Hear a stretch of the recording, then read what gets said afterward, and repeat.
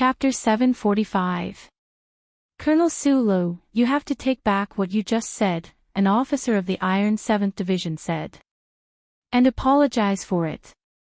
No. Sulu simply refused this suggestion. He still looked into Du Shaoqing's eyes and said, you should know very well why Shimin Jin died. In fact, he should have died 5 years ago. What I don't know now is how much you know about what happened 5 years ago, Commander Shaoqing. In the latter half of the 37th Constitution, no one in the federal military dared to use such a forceful tone to question Du Shaoqing face to face, not even those big shots. During the graduation day military drill at the training base, although Sulu successfully prevented Du Shaoqing from flipping out, he still had to play the role of a junior officer in front of Du Shaoqing. He would never act as tough and equal as he did today in the empty hall. Although Du Shaoqing was now a lieutenant general and he was only a colonel, there was a strict and insurmountable gap between the two of them. But for some reason, ever since the Westwood Sunset State Army returned after defying orders, it was difficult to find the influence of this difference in class in Su Li's attitude. Du Shaoqing had been silently, or rather, indifferently looking at Sulu. His right index finger gently slid along the edge of his sunglasses. No one knew what he was thinking. After a moment of silence, Sulu suddenly asked in a low voice, Commander Shaoqing, if I remember correctly, you should also be a member of that so-called Trinity Association. I'm very curious, what exactly did you learn in that association? How to shoot your comrades in the back? In literary works, the word suffocating was often used to describe tense confrontations. When it was used too many times, it often made people feel that it was a little old-fashioned. But today in the empty hall, the Department of Defense officers who saw this confrontation scene vaguely understood the reason for this description. Under the bright lights, the two groups of officers stood facing each other. They looked at each other in silence and did not speak loudly. The invisible collision and friction that gradually heated up seemed to have exhausted the oxygen in the surrounding environment, and began to make it difficult for people to breathe. Standing in front of the elevator, standing in the corridor, and standing next to the plants, the officers had long forgotten their work. They nervously stared at the center of the hole. No one spoke. They even collectively subconsciously lowered the sound of their breathing, waiting for Commander Du Shaoqing to open his mouth to respond. With his usual arrogance and indifference, he would suppress the other party's momentum or intensify the current situation.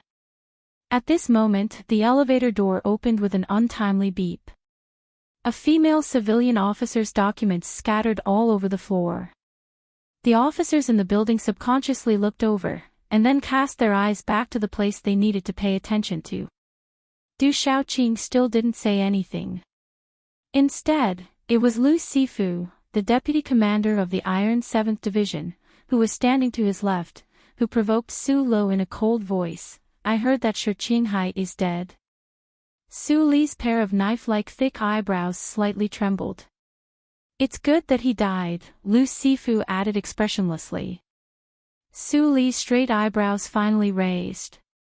As if venting his anger, he waved his right arm and forcefully chopped down in the air, as if he wanted to break all the difficulties and obstacles in front of him into pieces of scrap metal. His extremely explosive reply resounded throughout the entire building of the Ministry of Defense. It's a glorious death. These 4 words were like 4 hard stones that smashed onto the smooth floor of the hall.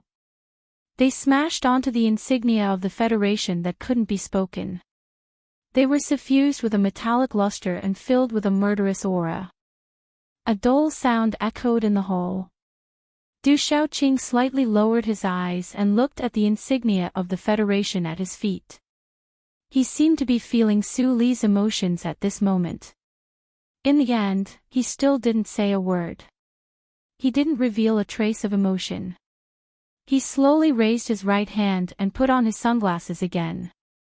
They brushed past each other. There are very few, no, there has never been such a strange situation in this world. Even when my father returned to the capital ring from the Empire all those years ago and was faced with great pressure from Parliament Hill, he never displayed such strong confidence. A convoy of bulletproof military vehicles sped along the quiet roads of the capital's suburbs. Behind the trees in the fields beside the roads, the black silhouettes of several MX mechas could be faintly seen. They were silently following and protecting the convoy in a marching posture. There were very few people in the capital ring who could enjoy the privilege of being protected by military mechas. The present chairman of the Joint Staff Conference and commander of the 1st Military Region of the Federation, General Lee Jae-do, in a real sense, the #1 person in the military, undoubtedly had this right. However, this wasn't the front lines. This was the capital special district that was countless light years away from the flames of war, a special district that hadn't experienced any turbulence in thousands of years. For him to actually need the protection of MX mechas when he was traveling, it could be seen that this military leader's current mood was indeed as he had said before. He was filled with some sort of absurd and strange sense of alarm. It is indeed very strange. Deliberately cut off from contact with the 17th Division.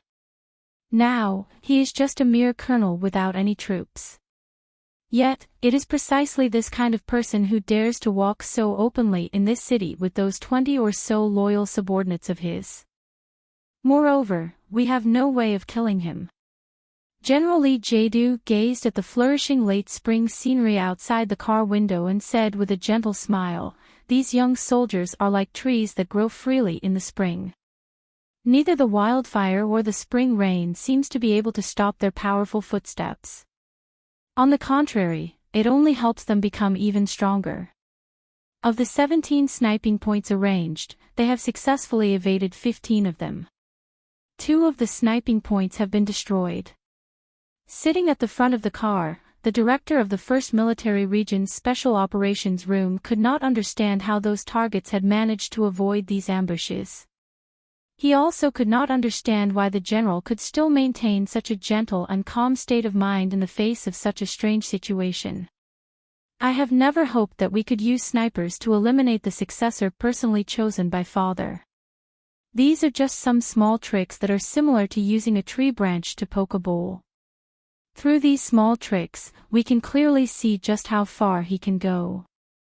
Then, when we eliminate him, we can make targeted arrangements." Lee Jae-do gazed outside the car window. His expression was calm, and no one could see the danger contained in his words at this moment. "Su-luk should already know that I know where his strength comes from. Then, he will think that we will be afraid, will panic, will become crazy, and thus lose without a fight. Those useless bullets will most likely help him think that we have already panicked, that we have already gone crazy. He will relax, and his confidence will become an arrogance that even he himself does not realize. This is very good. Even now, there are still many people who have fantasies about him. They think that they can persuade him, or use as peaceful a method as possible to eliminate him. I am very glad that Su-lo is strong enough and confident enough. Then, step by step, he will push himself into an irreversible death zone. General, don't worry, we have arrived at the back of the mountain." The Tai family, whose enormous body was hidden in the shadows of history, was probably the recognized spiritual leader of the 7 major families. The Lees of Philadelphia, on the other hand, suddenly jumped onto the stage of the 37th constitutional era, dazzling and insufferably arrogant. These 2 families, who were supposed to be enemies, had actually always been in close contact with each other. If it was not because the Lees of Philadelphia had just started their inheritance, perhaps this kind of contact could already be called a family friend. Lady Tai of the back of the mountain and the recently deceased military godly Pifu had always maintained a very close personal friendship because of those historical stories and memories of that traitor. This kind of friendship had lasted for many years. Perhaps it had never displayed its power under the sun, but in reality, it had played a very important role in ensuring the stability and rapid development of the Federation. If the glory of the Lees of Philadelphia began to be passed down, the back of the mountain formally prepared a purely private lunch. However, on the terrace facing the lake, the conversation between Lady Tai and General Lee Jae-do did not seem to go as smoothly as imagined. The half-hanging late spring plants on the edge of the terrace turned their heads rustling, unwilling to waste time to distinguish how many invisible bullets were hidden in the seemingly ordinary conversation between these two important figures. Madam, as you said, the political situation of the Federation is indeed in dire need of stability right now, especially after the Parliament Hill incident. The public's mood is very chaotic. Lee Jae-do gently placed the silver spoon on the Guna porcelain plate. After a moment of silence, he gently continued, but the problem right now is that if Colonel Su-lo is allowed to continue investigating that case, not only will Vice President Byron's soul be disturbed after his death, you and those families will also be in a very difficult situation.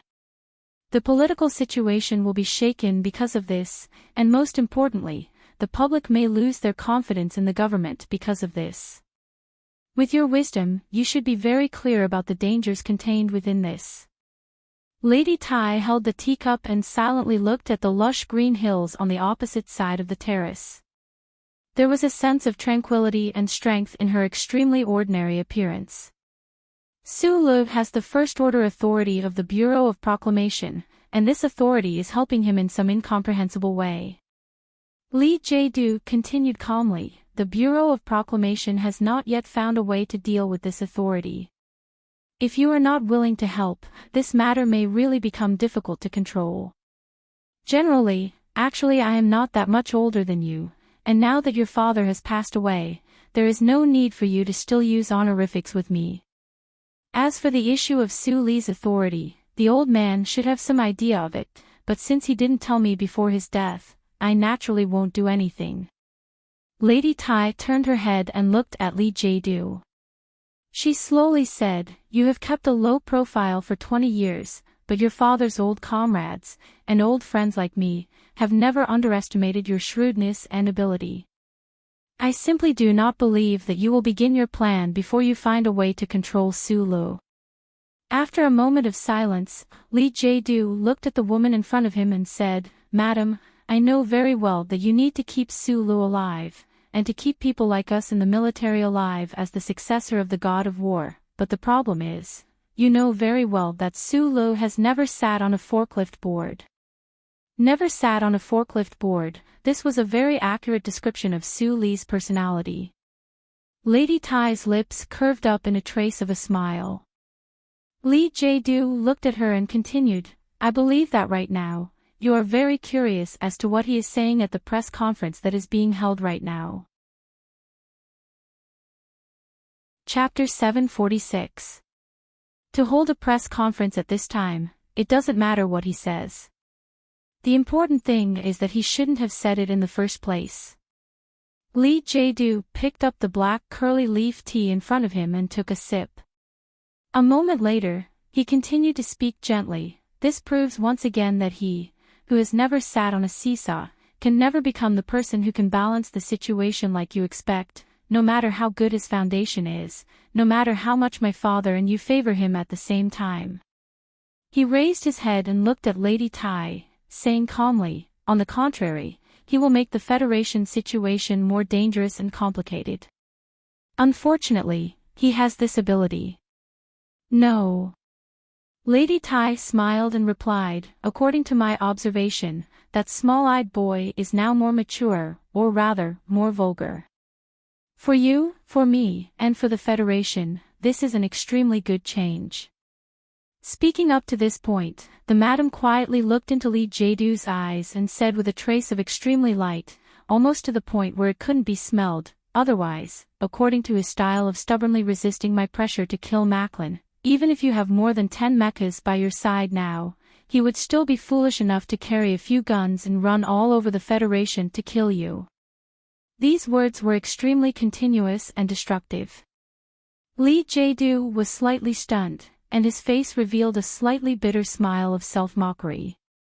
As the current #1 person in the federal military, He was intimidated by a colonel to the point where he had to carry a mecha whenever he went out. He really didn't have much dignity to speak of.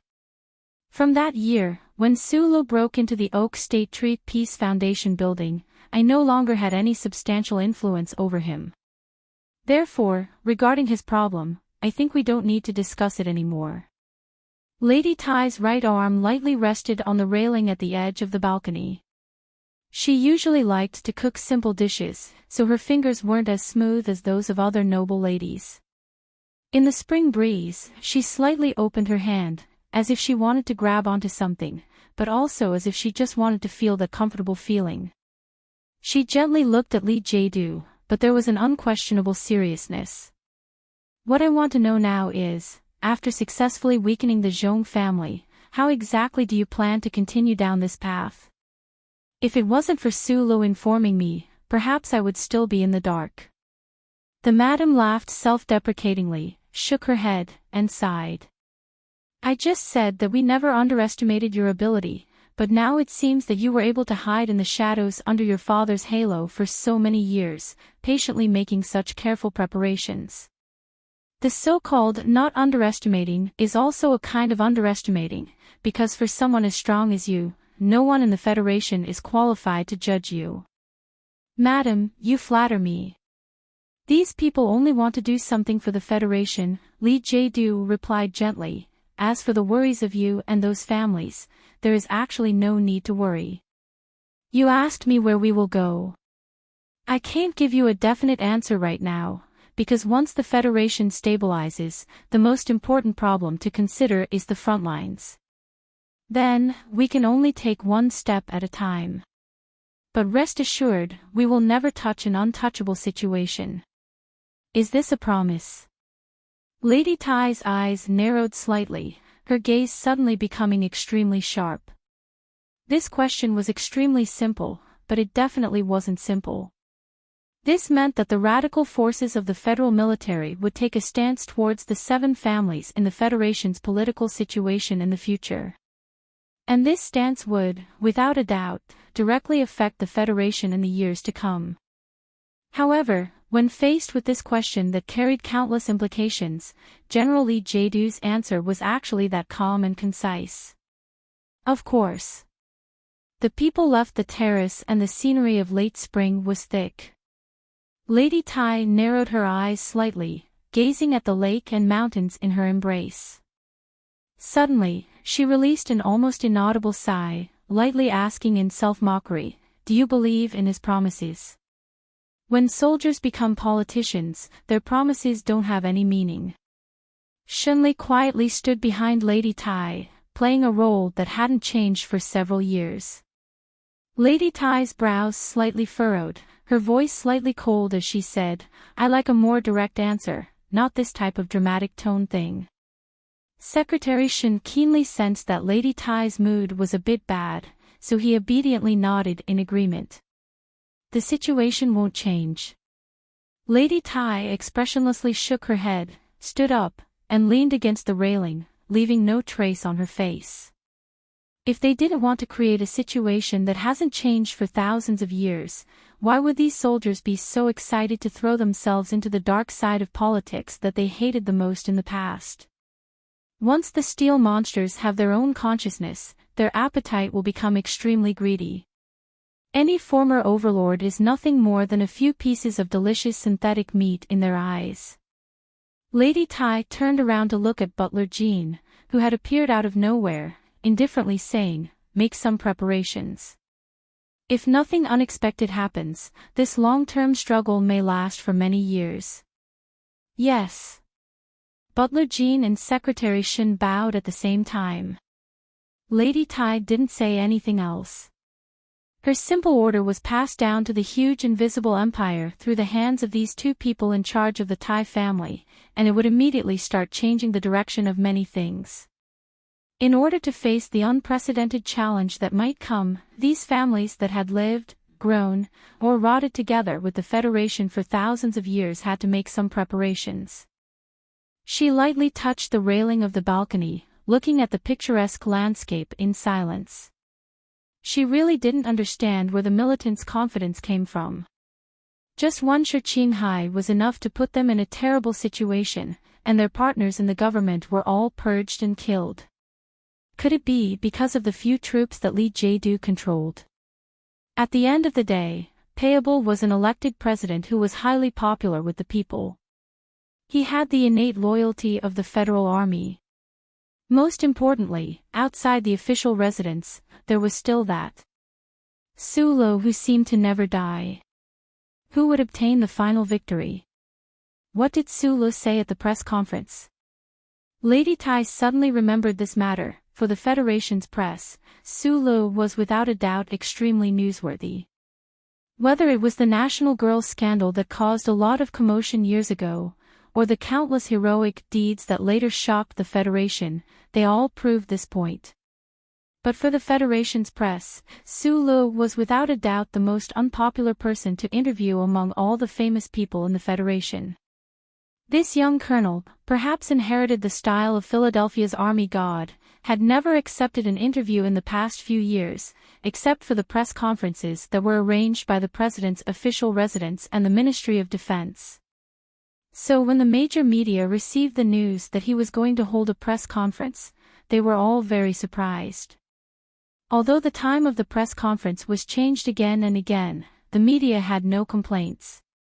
With excitement and nervousness, they waited for the Federation's hero, who was qualified to become a news event, to appear.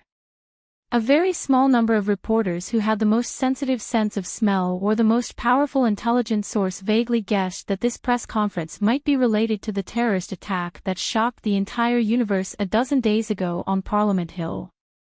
The funeral of the Federation's vice president, Mr. Byron, and the two senators had just finished, and the entire Federation was still in mourning.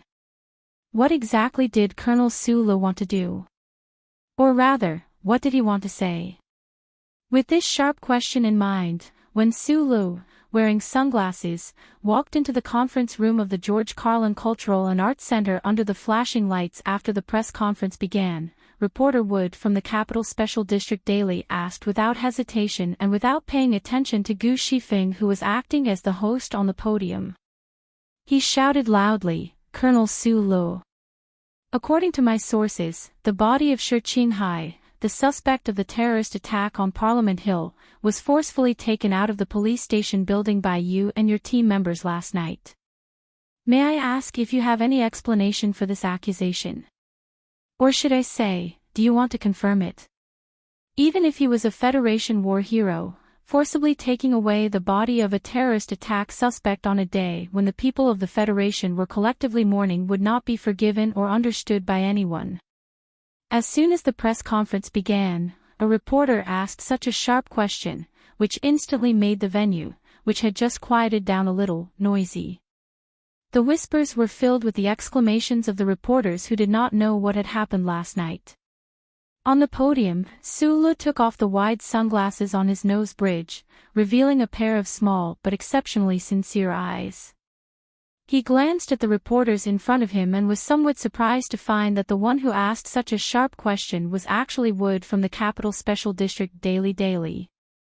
The camera in the photographer's hand continued to flash, and the high-definition camera had already started working. In the camera, Sulo lowered his head in thought for a very short period of time, then he held the edge of the table and raised his head. He looked at the reporters and answered very simply, "Yes, I took his body out of the police station building last night. I can confirm this with all of you. Also, I can tell you that he has been buried in a good place." The reporters immediately fell into another wave of restlessness. They really did not expect that Sulo would actually directly admit that he was related to the terrorist attack suspect. These reporters, who were more or less emotionally inclined towards Sulo, looked at the podium with worry and puzzlement. They thought to themselves, "Don't you understand that doing so is tantamount to challenging the psychological bottom line of the people of the Federation?" No matter how worried and puzzled they were, the reporters still had to follow the requirements of their profession and use the fastest speed to compile a concise news article and publish it to their respective newspapers or television stations. Then, a reporter from the Three Lin Lin Forum Daily seized the opportunity and asked first, "Why? You should know very well that this is already a violation of the Federation's laws. It was a very simple 3 words, but it was the answer that all the reporters, and perhaps all the people of the Federation who were about to be filled with indignation and grief, wanted to know. Why would a hero of the Federation disobey military orders and return from the West Woods? It was all to bury a terrorist who had committed heinous crimes. Leave the legal issues to the lawyers, and I will answer my own questions. Why did I do this? Sulu narrowed his eyes and spaced out for a while, then answered very seriously, because in my heart, the guy who rushed into Parliament Hill is not a terrorist, and definitely not some messy thing like a spy of the Empire. His name is Shirqinghai, and he is my best friend. He is the guy that the Federation needs to thank the most. Chapter 747. In the southern suburbs of the capital, in the George Carlin Foundation Art Center, on the enormous hologram outside the building was a high-definition rotating shot of the environment. The peach blossoms within reach were in full bloom in the spring breeze. The conference room inside the building was completely silent. The slightly cool breeze from the air exchange system seemed to want to freeze everything in the room. The reporters were either lowering their heads, biting the end of their pens, frowning, or opening their mouths slightly, listening to Su Li's calm and simple narration on the stage. This was the story of a spy from Green Dragon Mountain. That spy was called Shirqinghai.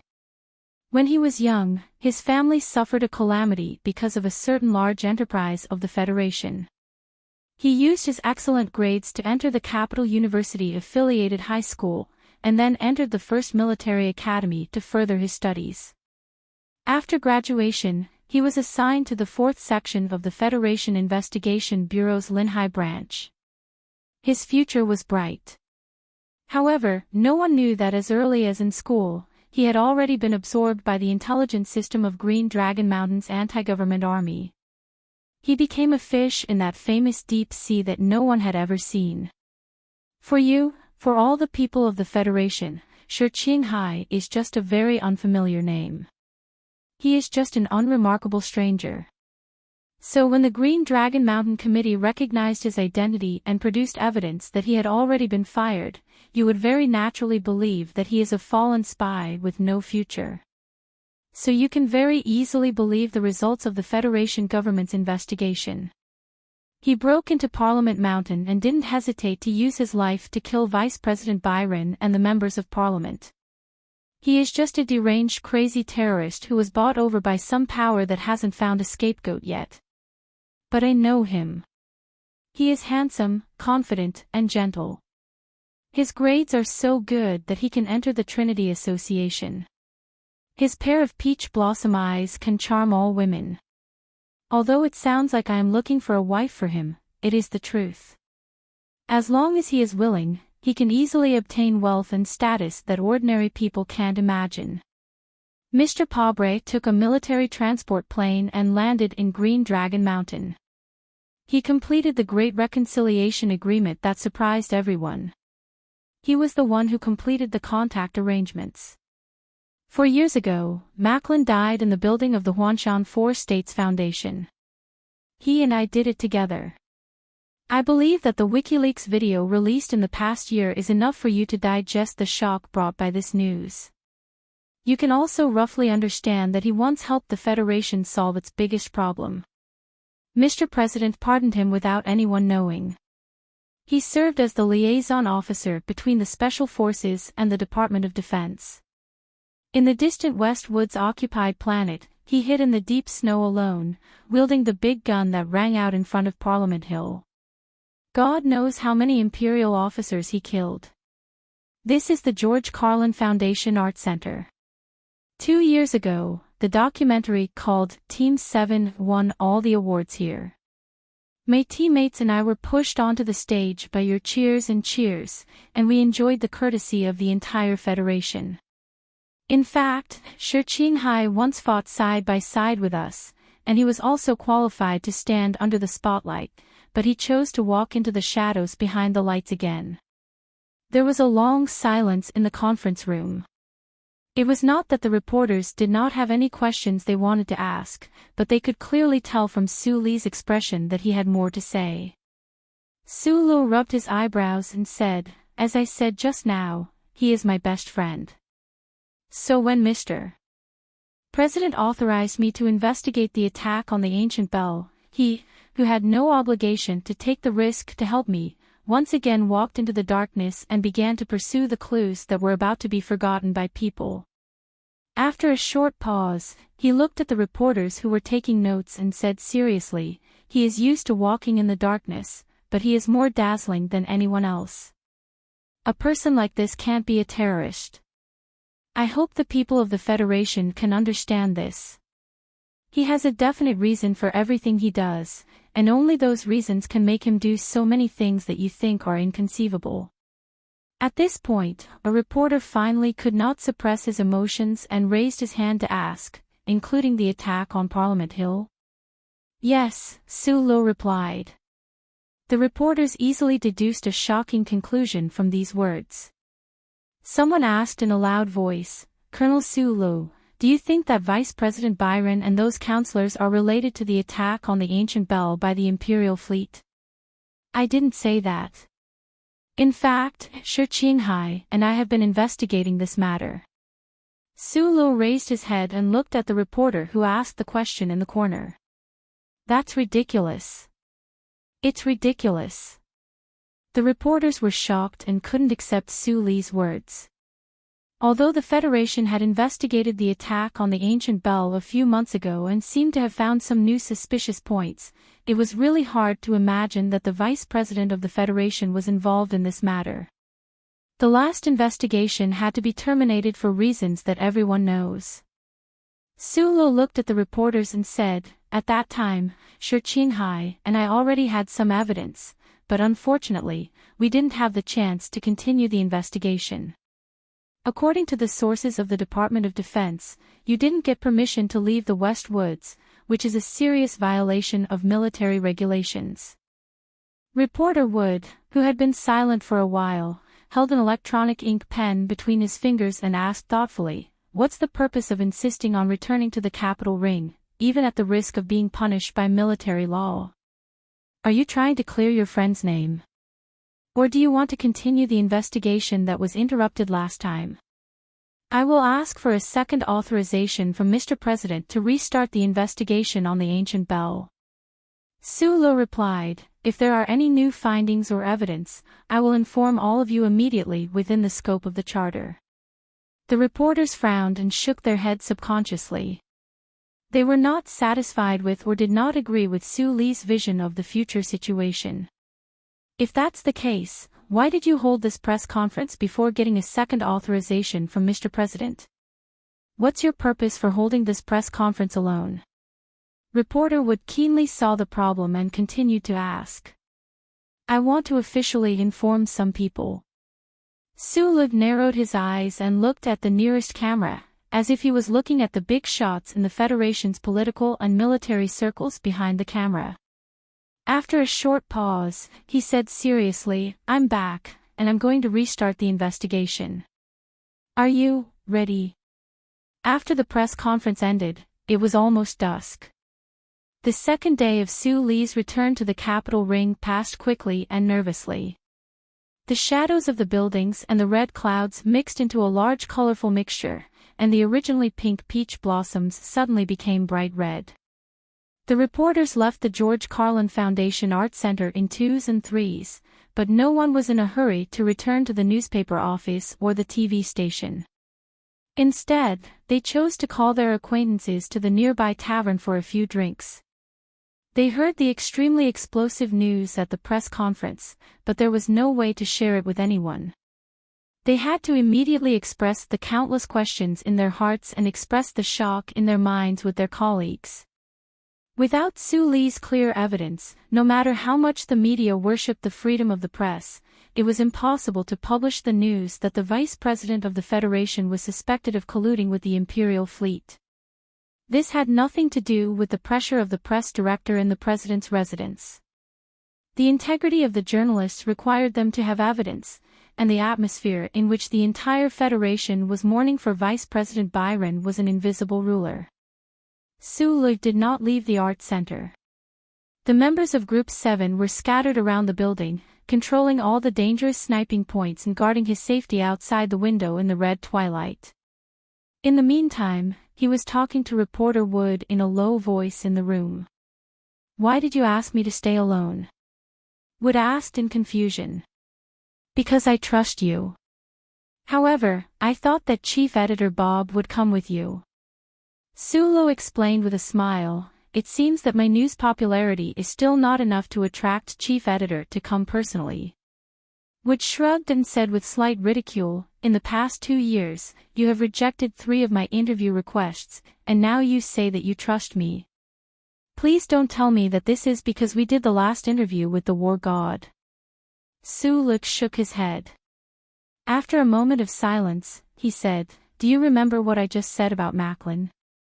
At that time, in the entire Federation's press circle, only the Capital Special District Daily News dared to question that old man and even investigate him. "If that friend of yours, Shi Qinghai, was really involved in the assassination of Macklin, I will prudently express my trust in him. However, this trust is not much, because in my opinion, his cold-blooded performance on Parliament Hill is not what you would call an idealist." Wood lit a cigarette and took 2 puffs. In the pungent smoke that filled the air, he said with a hint of pride, "Speaking of the Macklin case, I led a group of paparazzi to S2 and investigated it for dozens of days. It should be considered the proudest thing in my life." Sulu looked at the red flower that was reflected in the window glass at his feet and suddenly said, "Before you went to investigate, you should have received an electronic document about the investigation of Macklin." Wood frowned slightly. He held the cigarette between his fingers. He did not understand how the other party knew about this. In fact, until today, he still did not know who sent the documents to the newspaper. Those were all found by Shi Qinghai. Sulu smiled at the shocked reporter Wood. He took out a microchip from the pocket of his military jacket and handed it over. "Just now at the press conference, I said that we did not find any evidence. In fact, I was lying. This microchip hides the evidence of Vice President Byron and those few senators involved in the case. I am giving this evidence to you because I trust you and Chief Editor Bob. And I trust you because although Shi Qinghai and I have not fought side by side with you, we have indeed fought together." Wood was silent for a moment. He slowly and carefully put out the cigarette by his feet. After taking 2 deep breaths, he took the microchip with a serious expression and said, "What should we do?" Chapter 748. You and Chief Editor Bob are professionals. You should be able to find the most suitable time to publish these things, but not now. The official residents should be under tremendous pressure right now. What we need to do is to cooperate with Mr. President's pace and rhythm." Sulu said, "The incident on Parliament Hill just happened. The public is very agitated. There are still hundreds of thousands of Federation soldiers on the front lines of the Imperium. The capital ring can't fall into chaos. As far as I know, other than attending Vice President Byron's funeral, Mr. Prabal has not appeared in public for more than 10 days, citing the need to increase the security level." Wood took a puff of his cigarette and reminded him with a slightly hoarse voice, "This situation is not common. If the President really has a plan to deal with this matter, how do you and I know? How can we cooperate? To solve this matter, and to solve it as safely as possible, we must go through the judicial route." Sulu also lit a cigarette and continued, "Mr. President is safe right now. However, some people have quietly built a wall within the government and even within the official residence. We should be able to find a reason to overthrow this wall by gradually applying pressure from the outside." He was about to say something else, but the burning smell and smoke from the front of the number 37 brand cigarettes lingered in front of his eyes. It was a bit of a hindrance. He suddenly realized that it was more like he was talking to himself. There was no need to say too much. Just like before, doing things was always more important than talking. When reporter Wood left the George Carlin Foundation Art Center, dusk had not yet completely faded. The peach blossoms by the street were smiling in the rich spring breeze and the golden warmth. Sulu felt that it was somewhat dazzling. When he was about to put on his sunglasses, he saw a girl that he had never expected to see appear in front of him. Therefore, the wide sunglasses froze in front of his chin in a somewhat comical manner. She was wearing an inconspicuous light gray sports windbreaker, just like the one she wore when she left the spaceport and headed to Cylon's concert amidst the cheers of countless soldiers. The hood of the windbreaker covered her head and face completely, covering her beautiful hair that had long turned from purple to black and from short to long. The occasional glimpse of her exquisite eyes under the hood's shadow was still enough to amaze everyone. After the grand funeral and the completion of the statue of Li Pifu, Jian Shuai did not return to the Federal Fleet. Instead, she returned to Philadelphia and spent some peaceful time with the old man in the grave. During this period of time, Su Lu, who was far away in the West Woods, kept a correspondence with her. However, because of so many things that happened one after another, the love that had just become hot on the desolate planet of the Empire unfortunately did not have the chance to burn into an intoxicating flame. I always thought that men and women in love should communicate more passionately with each other. Jian Shuai walked in front of him, gently held his arm, and said with a smile, and should not deliberately keep too far away from each other. The members of Group 7 scattered around the stone steps of the art center, as well as the members responsible for sniping and security missions further away, looked at the slender hand that passed through Su Li's arm through their own eyes or long-range binoculars. They could not help but sigh softly in their hearts at the same time. They could not help but feel envious and jealous. Su Lu smiled bitterly and said, "It's been a bit troublesome recently. Although our relationship has indeed developed a bit too lightly, and we have not even met much." Jian Shuai shrugged cutely, hugged his hand tighter, and said, "But if I were your girlfriend, the more troublesome things are, the more you should tell me. This is indeed my problem." Su Lu said with some shame, "It's probably because I have never been in a serious relationship before, so I didn't consider it thoroughly. I forgive you." Jian Shuai raised her head slightly, her beautiful chin carrying a trace of mockery, her watery eyes reflecting the sunset. Then the two began to walk along the streets of the southern part of the capital. Within a range of 200 meters, on top of a tall building even further away, 20-some members of Group 7 vigilantly guarded the surroundings. The setting sun pulled their shadows very long, very long. The slow and seemingly extremely casual walk did not seem to require any destination. The love between the hero of the Federation and the nation's maiden should have been the most beautiful event in this constitutional calendar. However, in this turbulent era, countless passionate and ugly events happened one after another, leaving no time for people to watch or even catch their breath. There was actually no chance for a beautiful release. Speaking of which, this was actually the first time that Su Lu and Jian Shuai walked like real lovers. It was just that this seemingly peaceful and beautiful love scene had no choice but to wrap around the members of Group 7 and slowly roll around like a snowball. It made people speechless. Moreover, in this extremely rare and precious stroll, the young man and woman's conversation still couldn't help but be extremely unharmonious with the scenery of late spring. In particular, Jian Shuai was extremely clear about the relationship between him and the man from Green Dragon Mountain who had charged into Parliament Mountain. The nation's maiden beside him had already grown up. She still carried a beauty that could topple the entire Federation, adding a bit of gradually maturing brilliance. Su Lu knew better than anyone what kind of clear ideals and perseverance Jian Shuai possessed under her moving appearance. After all, she was the daughter of the #1 traitor of the Federation and the Empress of the Empire. She had inherited the most inconceivable rebellious and daring traits of her parents. However, when he said that Li Jiedu was the behind-the-scenes leader of the radical faction in the military, he still found it somewhat hard to imagine that Jian Shui'er didn't show any shock in her eyes. I've always known that this cousin of mine, Li Jiedu, is a very extraordinary person. Over the years, even the most perceptive people in the Federation have only noticed his low profile. They have never thought that behind that low profile is a meticulous thinking and truly powerful self-confidence.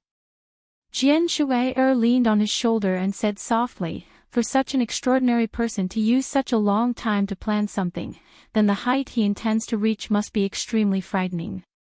If you insist on standing on the opposite side of him, then I only have one piece of advice for you. When facing him, you can't be too cautious. Don't worry too much. These days, I've been working hard to learn how to get rid of the color of impulsiveness. Su Lu raised his head to look at the flat red ball in the middle of the street. He frowned, but there was a smile on his face. On the contrary, I think that cousin of yours should be troubled right now. He needs to be more careful.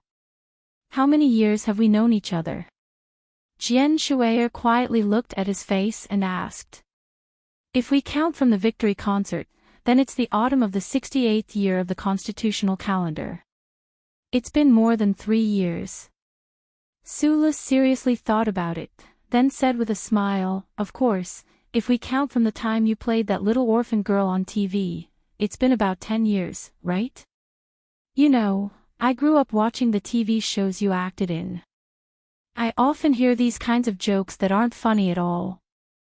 Jian Shui'er shrugged and said with a smile, actually, what I want to say is that in the past 3 years, you have indeed changed a little. Although you still don't talk too much, you're not as quiet as you used to be. She glanced at the members of Group 7 behind her in the shadows of the street and shook her head with emotion. And you seem to be a lot more confident. With just these few companions, you dare to claim that the most powerful man in the federal military is afraid of you. In the past, because of your unscrupulous father, I became a fugitive in the Federation. I was as nervous as a frozen fart all day long, so of course I'm more quiet, Su Lu said. Jian Shui'er interrupted, I know what's going on in the military, but I'm still impressed by your novel and vulgar way of describing things. Su Lu continued with a smile, later, your cousin, and the vice president, who died at the hands of Shi Qinghai, wanted to use this incident to pin me down. In the end, my grandfather stepped in and helped me. The biggest hidden danger in my life, the heaviest stone in my heart, suddenly disappeared. Of course, my mood improved a lot. When a person is in a good mood, they're willing to talk more. As for confidence, of course, General Li Jiedu is a very excellent and dangerous person. But as long as I'm not stupid enough to put myself in a dead end, I can't think of any way he can control me. Su Li's thick eyebrows furrowed again. The corners of his lips were tightly pressed together, and he pointed at the few high-rise buildings in front of him and said, you see, I know very well where the dangers are, so these dangers don't exist for me. I don't really understand what you're trying to say. In the shadow of the hoodie, that pair of elegant eyebrows furrowed beautifully. She looked at the buildings in the twilight and laughed at herself in confusion. Then she turned her head and looked very seriously at Su Li's face. She studied his straight eyebrows, small eyes, and the faint traces of hardships that added a bit of a man's calmness. I'm a member of the Lees of Philadelphia. I know better than you that the blood of the Lee family is very stubborn and conservative. My cousin may be the most terrifying schemer, but I don't doubt that in his heart, the glory of the family occupies the most important position. I've never doubted that. Su Lu said, for so many years, for so many things to have done, I believe that a large part of the reason is that he has always been planning how the Lee family can continue to maintain its current status, or rather, its glory after the death of the war god. Why are you suddenly talking about this? He looked at Jian Shui'er in confusion. Right now, this dangerous and sensitive situation is one that we have no way of alleviating. It's probably only under certain circumstances that he will give up part of his plan.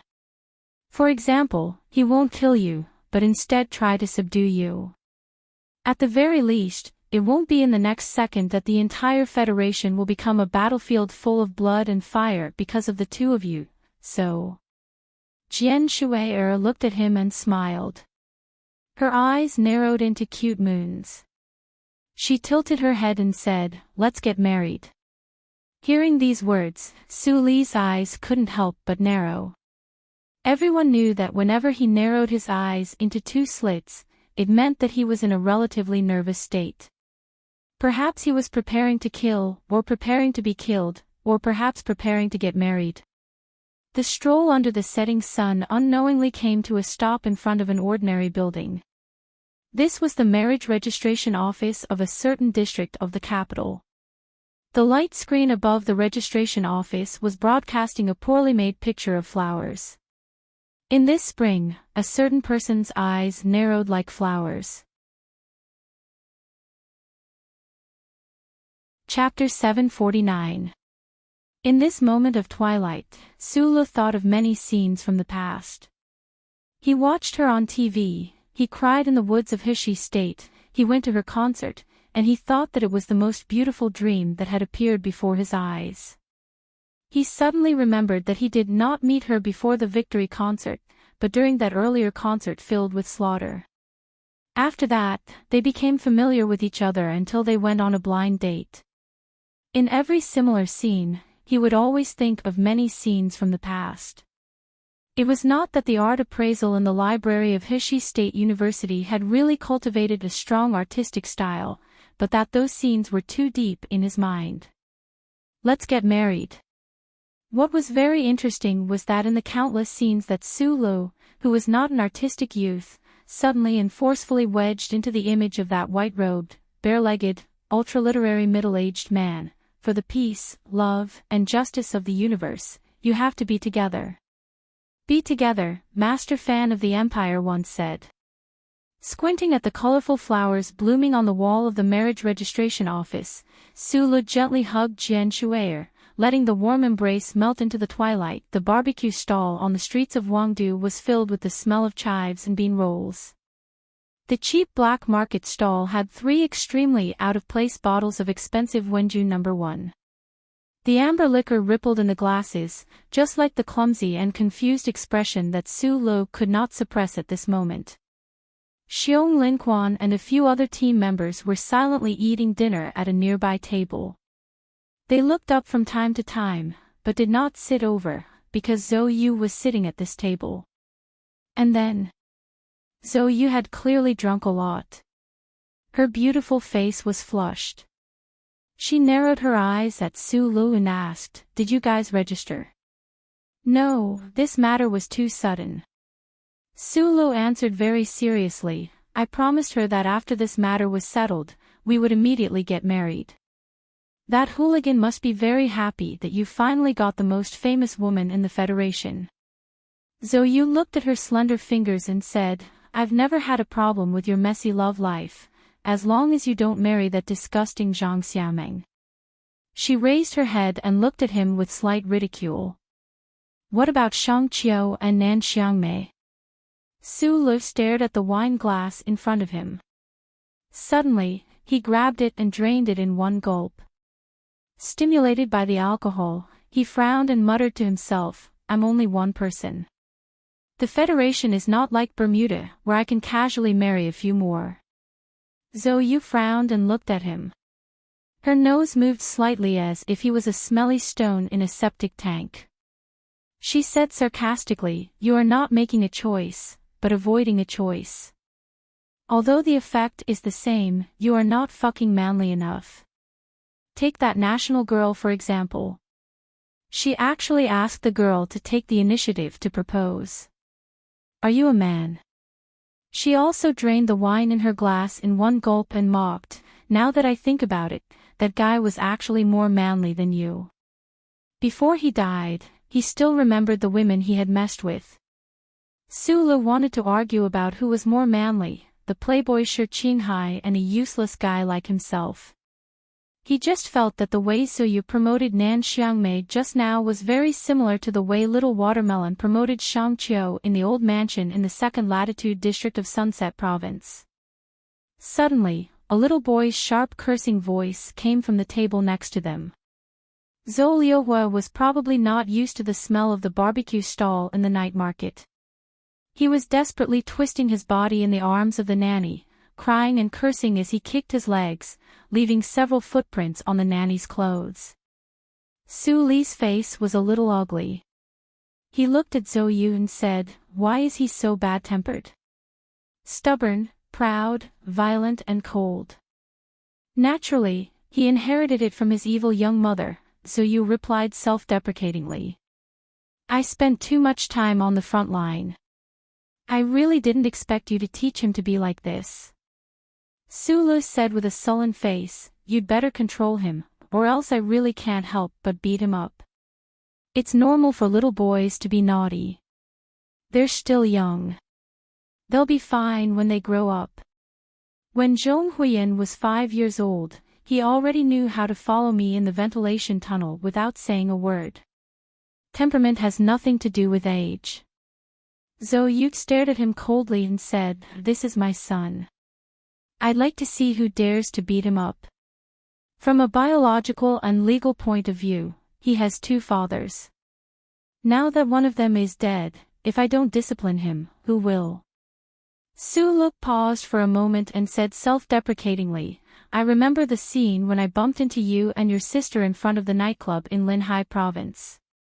I don't want Lu Hua to be beaten into a pig's head by the 2nd Shi Qinghai in the future. I hope he's the 2nd Shi Qinghai." Zhou Yu frowned and slowly lowered her head. Then she raised her head and drank another glass of wine. Su Lu looked at her quietly. Suddenly, he said to the little boy who was struggling and crying at the table next to them, "If you don't listen to me, I'll beat you to death." His voice wasn't loud, and his attitude didn't look very fierce. But strangely, children were probably like animals and were naturally sensitive to real danger. Zhou Liuhua stared blankly at the uncle who was sitting with his mother. He immediately pursed his lips and let his snot drip down. He didn't even dare to make a sound of sobbing. The nanny looked at Su Lu gratefully. The little boy didn't know whether it was because he was too tired from crying or because he was scared by Su Lu. He hugged the nanny's neck tightly and fell asleep. The windproof lights on the barbecue stall in the night market gave off a faint glow to the surrounding leaves. It felt warm and somewhat like a scene in a movie. Jian Shueier's idea makes sense. But it's impossible for both sides to stop. I have to send all of them to prison before I can complete the task that the hooligan gave me. Zhou Yu glanced at him and said, "I originally thought that with your personality, you would directly rush into the military headquarters in a military mecca and blow up Li Jiedu. I promised the war god, I promised Mr. President, I promised your father, and I also promised Shi Qinghai over the phone. Although he couldn't hear me at the time. I will do my best to protect myself while destroying the enemy." After a moment of silence, Su Lu said, "I still don't have much confidence in the Federation's laws. But after what he did on Parliament Hill, the supporters of the radical faction and the military have been pretty much wiped out. As long as Mr. President can control the situation, the judicial process can continue. Do you really think that someone like Li Jiedu, who hid for more than a decade and used only a few months to easily take over the legacy his father left in the military and firmly control 2.5 military regions and nearly 100 divisions, like Li Jiedu, can really be brought to court by the judicial process? The military is ultimately the Federation's military. The chairman of the Joint Chiefs of Staff is not the president of the Federation. This is the capital, not a battlefield. Whether it is from the perspective of the law or public opinion, Li Jiedu has too many inherent shortcomings. If he really dares to instigate a coup in the military, how many of those troops will listen to him and stand against the elected government and Mr. President? Those generals and normal soldiers won't have the courage to face the spirit of the Constitution in order to satisfy his ambition and his seemingly hot-blooded slogans. If it is a war against the empire, the person who has the military is undoubtedly the most powerful. But in the internal struggle of the Federation, that is not completely the case. Just like right now, Lee Jae-do really wants me dead, but he can only assassinate me. He can't order the 17th Division to surround this block and directly bombard me and my team members into pieces of meat with cannonballs. How exactly are you going to cooperate with Mr. President's plan? Zhou Yu looked at him quietly. Her watery eyes were tinged with faint worry. If it is really as you said, and the President is in a very difficult situation, then the difficult situation can become dangerous at any time. What can you do after the danger knocks on the door of the youth apartment? Bai Yulan said that my greatest strength is that I am good at simplifying complicated things. But right now, the Federation situation can't be simplified. In your eyes, forcibly returning from the West Woods and holding this press conference in the afternoon seems more like nonsense to vent my anger. In fact, I have my own plan. Tomorrow, the evidence of Vice President Byron and Lee Jae-do's involvement in the case of the ancient bell will appear on the internet to create a stir. You know, now the civilian internet of the Federation has been turned into a shit pit by those demons raised by the capitalists. It has no credibility in the hearts of the people, and it may even be directly regarded as a scam or a dark fantasy novel. But it is good to be able to create a stir first. Then, Chief Editor Bob and Reporter Wood will choose the right time to release the relevant information.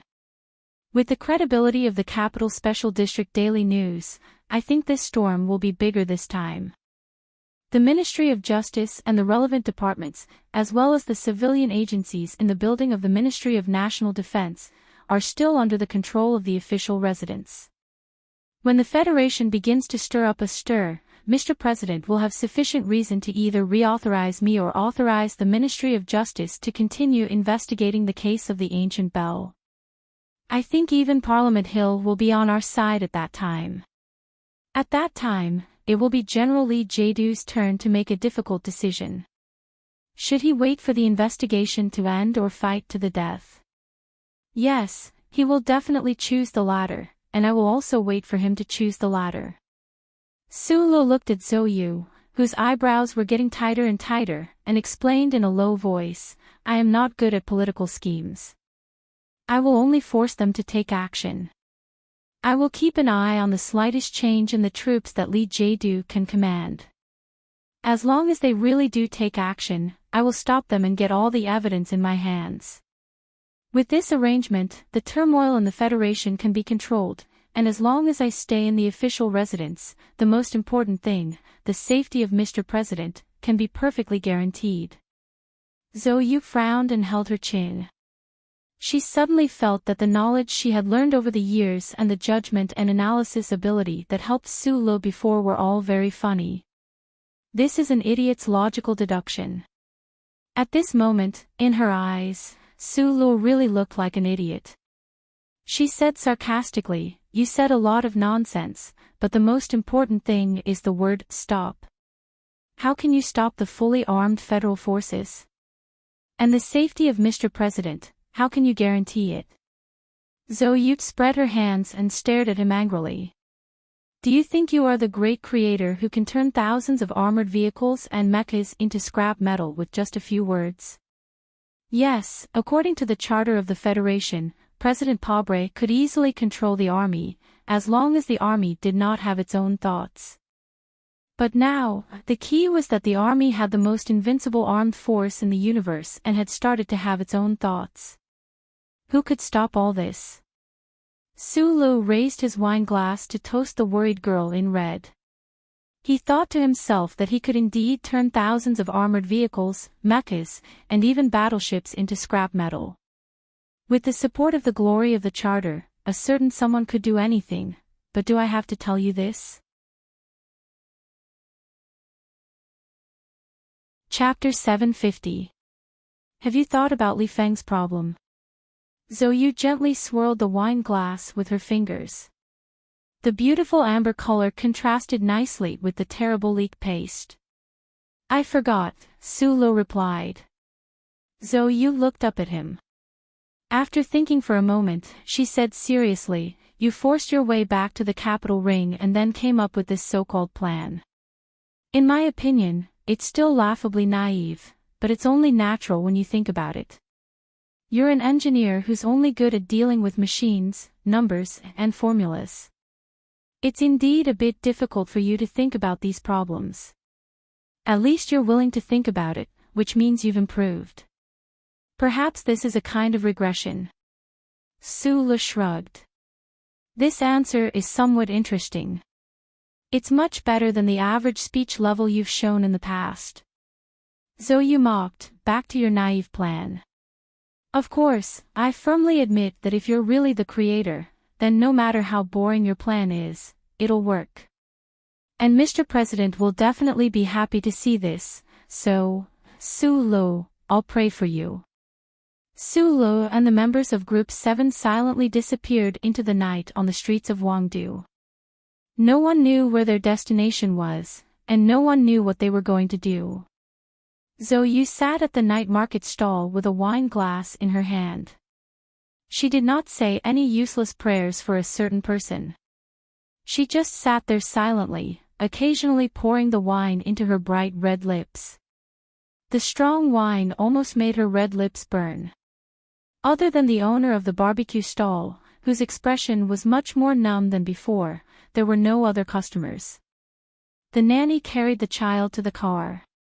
The two orderlies at the table in the distance looked at her worriedly, worried that she would turn into the rumored unruly and cold young lady when she was drunk. A black car silently slid over like a ghost. There was no logo on the car, not even any eye-catching decorations, but for Zhou, she could easily recognize this specially made black car. There were no more than 10 of them in the entire universe. Zhou waved her hand to signal the two orderlies to stay where they were and not to come over. Zhou took a deep breath and carefully tidied her clothes. She adjusted the angle of the red flower on her temple to be impeccable. Then, she revealed a kind and reserved smile that gave a sense of distance. She stood up and greeted them respectfully. There was no need to worry about the black car at the back of the mountain. Li Ziyuan had officially begun his political career in S2 Oak State. Sula had just quietly left in a black car, so the person in the black car could only be that madam. And that madam was qualified to be welcomed by anyone in the Federation, let alone the girl she had single-handedly cultivated at the afternoon tea party back then. "Yuzi, long time no see." Lady Tai looked at Zhou with a smile, and then sat down. This simple action surprised Zhou a little. She never thought that Madame would sit on a roadside stool covered in grease. This was not a ridiculous reservedness of a rich person who had not experienced the affairs of the world, but a very natural minimum requirement of life. "Madam, yes, long time no see." Zhou calmed her mind and responded with a smile. The curvature of her lips was very beautiful. It was not dazzling, but it was not mediocre. "You are calmer than before, and you are more independent than before. This is very good. We women should never put the hope of a happy life on men who have no hope at all." Lady Tai said with a light sigh, "What a pity. Back then, I only thought you had a big butt, and now I am discovering more and more of your good points. Unfortunately, it is already too late." Zhou's face revealed a rare bit of embarrassment. A big butt and good fertility, this type of vulgar and somewhat contemptuous evaluation, normally would easily make a woman unhappy, but she was already used to hearing this type of evaluation in her adolescence. Moreover, Lady Tai's tone always carried a natural and refreshing autumn air. "I came to see you today mainly for 2 reasons. Lady Tai looked at her with a smile and said, "The first is what Sula said to you just now. The second is, I really want to know, from your point of view, who exactly will obtain the final victory in this situation." After a moment of silence, Ziyuk said what she could casually say.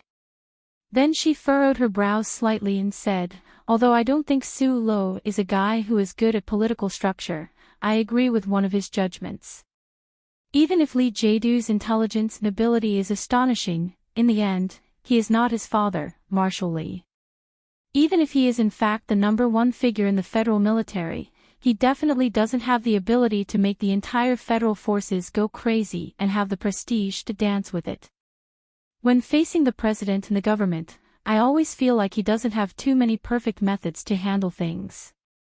If he is slightly careless, he can only leave behind a black name in the annals of history, but there is no way for him to obtain absolute power in this world. That's right.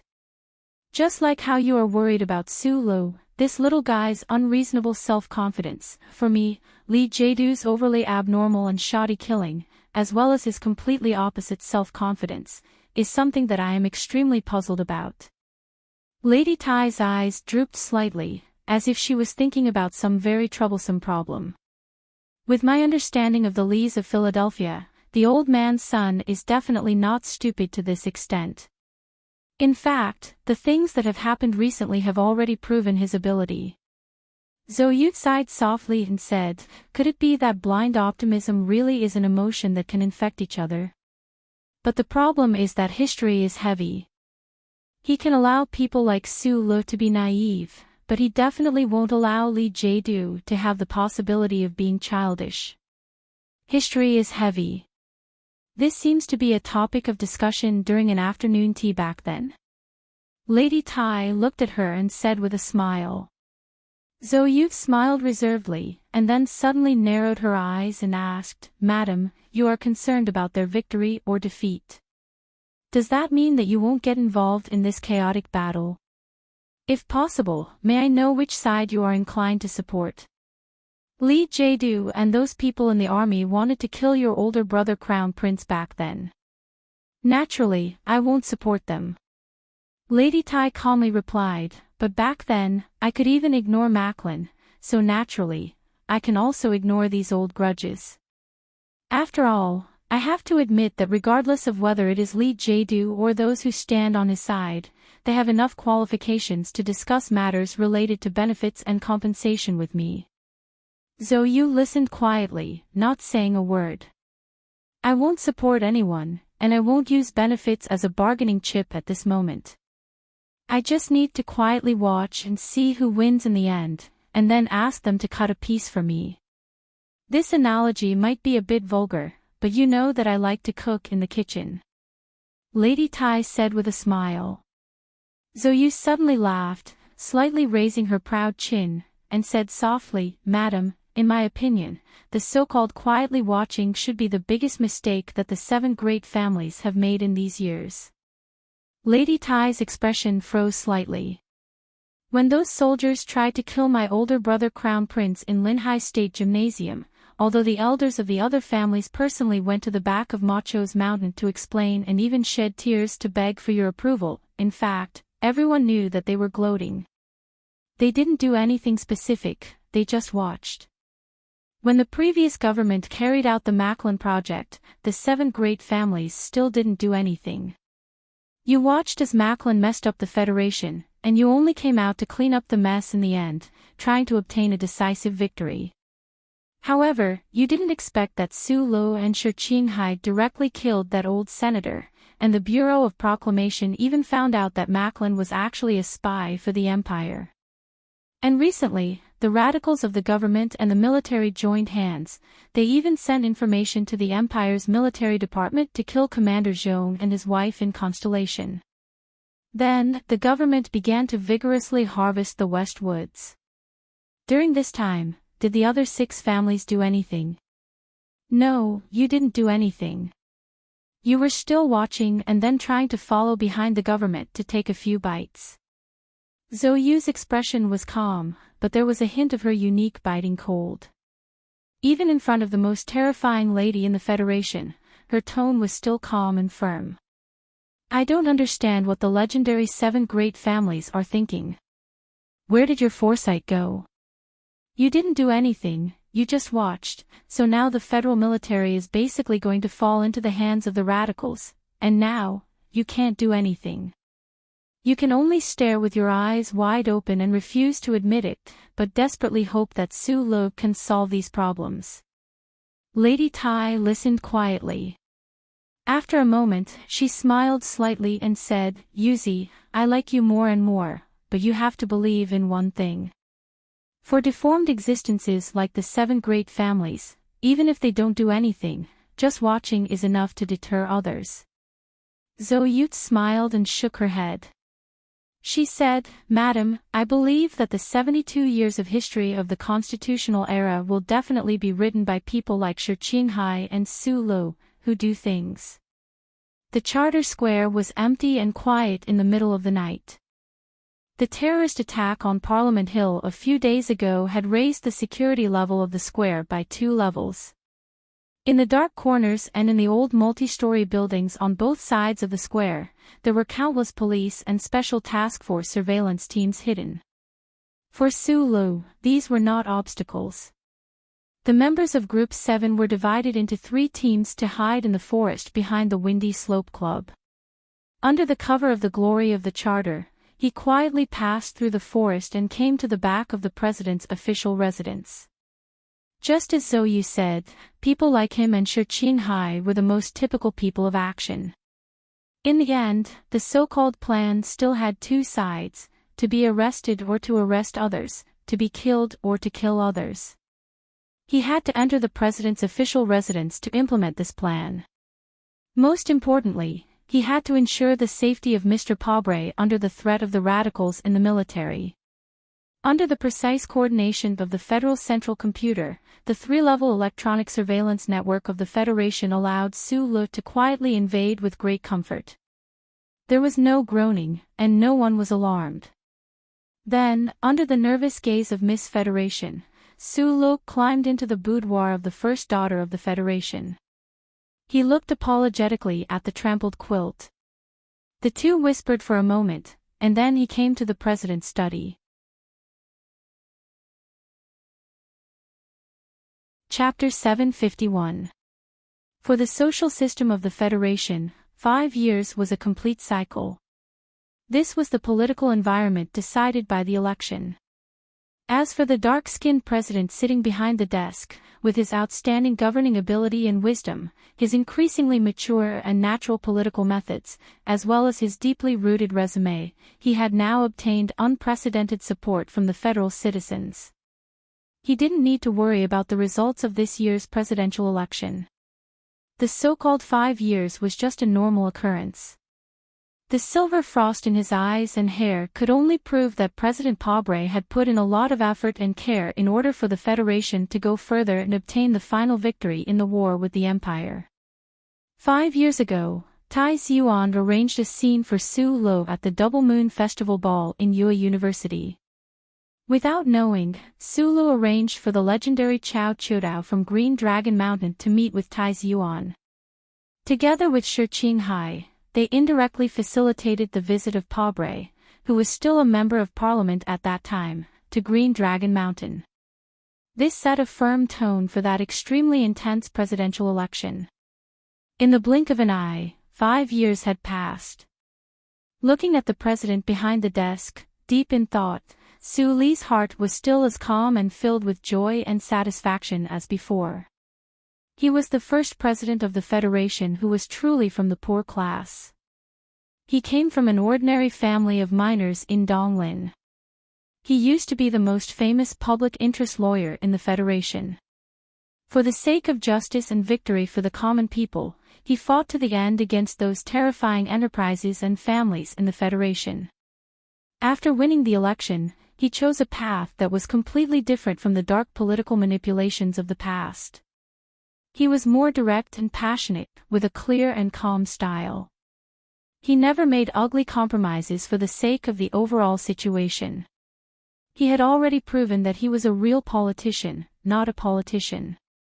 Just like what Shi Qinghai said when he raised his glass to celebrate in the bar, Pobre, he is our president. The "we" here refers to ordinary Federation people like you and me.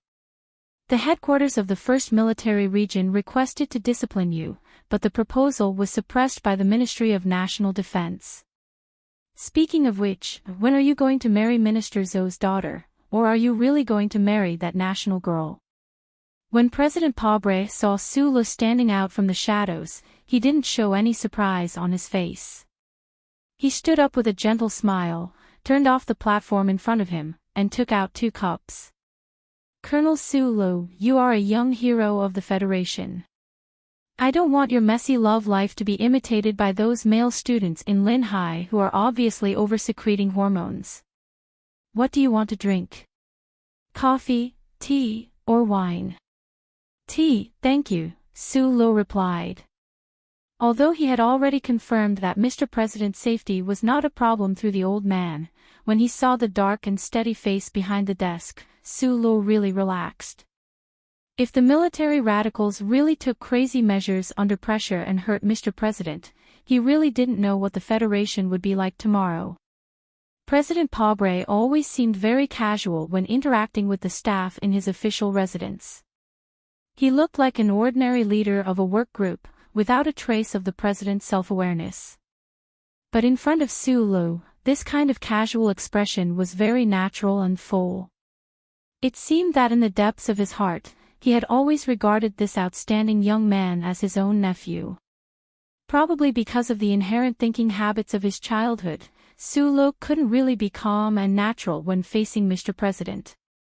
No matter how strong he became, the middle-aged man in front of him from Donglin was after all the president of the Federation, and he was the kind of president that deserved to be respected and followed. Holding a slightly hot cup of ordinary jasmine tea that was brewed by Mr. President himself, Sulu didn't waste too much time. After confirming that the monitoring equipment in the study was turned off, he used the fastest speed to describe the problems found in the case of the antique bell. President Pobre listened in silence. His thick lips were tightly closed, and his thick straight eyebrows were slightly wrinkled. Whether it was when he heard that the Bureau of Proclamation indirectly provided the charter network to the Imperial Military Headquarters, or when he heard that Colonel Laker secretly destroyed the escape system of the antique bell, there was no expression on his dark face.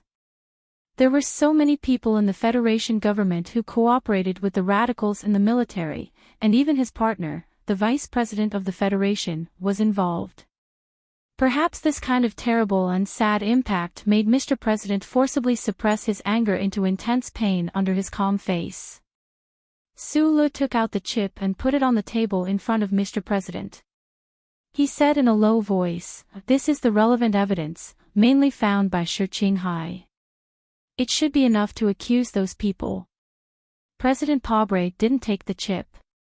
He casually leaned against the big wooden bookshelf, held the teacup, and said with a heavy expression, "The official residence has received this evidence on the day of the Parliament Hill incident." He put the teacup on the table, and his deep voice was full of undisguised admiration. "Shi Qinghai is a very excellent man. I pardoned him at your request and appointed him as the liaison officer despite everyone's opposition. Now it seems that I made the right choice. He didn't let me down." Sulu just realized that Mr. President had already received the evidence. He was more and more convinced that his judgment was correct. Under the strong pressure of the radicals in the federal military, the official residence really needed the impact from the outside world, or the pressure of public opinion. From the concert in Linhai 5 years ago, to the assassination of Zhong Huiyan, Commander Zhong's daughter, and then to the explosion of the antique bell, the whole thing is very clear. The radicals in the military have been planning for a long time. They are very powerful, but this is not worrying. However, General Li Jiedu actually played such an important role in the radicals, which really makes me feel shocked and uneasy. Sulu looked at the solemn Mr. President and said, "When General Miller retired, Minister Zhou, and even many people, including the Army God, thought that it was the best choice for him to take over the position of chairman of the Joint Chiefs of Staff. Because everyone knows that he is famous for being a moderate in the academic faction. I really didn't expect." President Pobre frowned and walked to the window, with a bitter smile on his lips. "I was the one who proposed this motion. There is one more thing that I have been thinking about. When did teacher Du Xiaoqing join forces with the radicals? Or was he in this organization from the beginning? I really find it hard to believe that he was involved in the explosion of the antique bell. Su-lo followed Mr. President's footsteps and walked to the window. Looking at his thick back, he said with deep confusion, "Everyone in the army knows that he and Commander Zhong are lifelong enemies. He and his Iron 7 Division were even forcibly suppressed by Commander Zhong for more than 10 years. But, according to my understanding on the battlefield over the years, although Shaoqing's temperament is very bastardly and indifferent in some aspects, he really doesn't look like a guy who would shoot in the back. Young man, don't you think what we need to do now is to solve the problem, instead of thinking about the root cause of the problem?" President Pobre stood by the window, looked at him and said with a smile, "I believe you already have your own plan. What do you need me to do?" Su-lo shrugged clumsily, trying to look relaxed and natural. He replied, "I am your subordinate, so of course I will cooperate with you. Tomorrow, there will be some news on the civilian network, and then the Capital Special District Daily will publish a related report. I will use this report to ask for an explanation from the First Military Region, and also ask the court to continue the investigation of Colonel Lake's treason case." President Pobre continued calmly, "As the report goes deeper and the evidence is gradually released, I can ask the Ministry of Justice to officially start an investigation. There is nothing that can stop this. Except for guns and ammunition, nothing can stop the investigation." Su-lo said, "And now this is what I am most worried about. In fact, these days, some of the staff in the official residence are worried about me like you. And I think these seemingly powerful threats are actually just snow stains in the early spring night. They can't see the sun the next day. No matter how cold the snow is, it can only melt under the sun." President Pobre's voice was low and powerful. "The army is the army of the Federation. Its duty is to obey orders. When any soldier joins the army, they have to swear allegiance to the elected government and the President of the Federation, who is the specific representative of this right, which is me." The most powerful man in the Federation looked calmly into Su-le's eyes and said, "I don't believe that the entire federal forces are made up of ambitious people.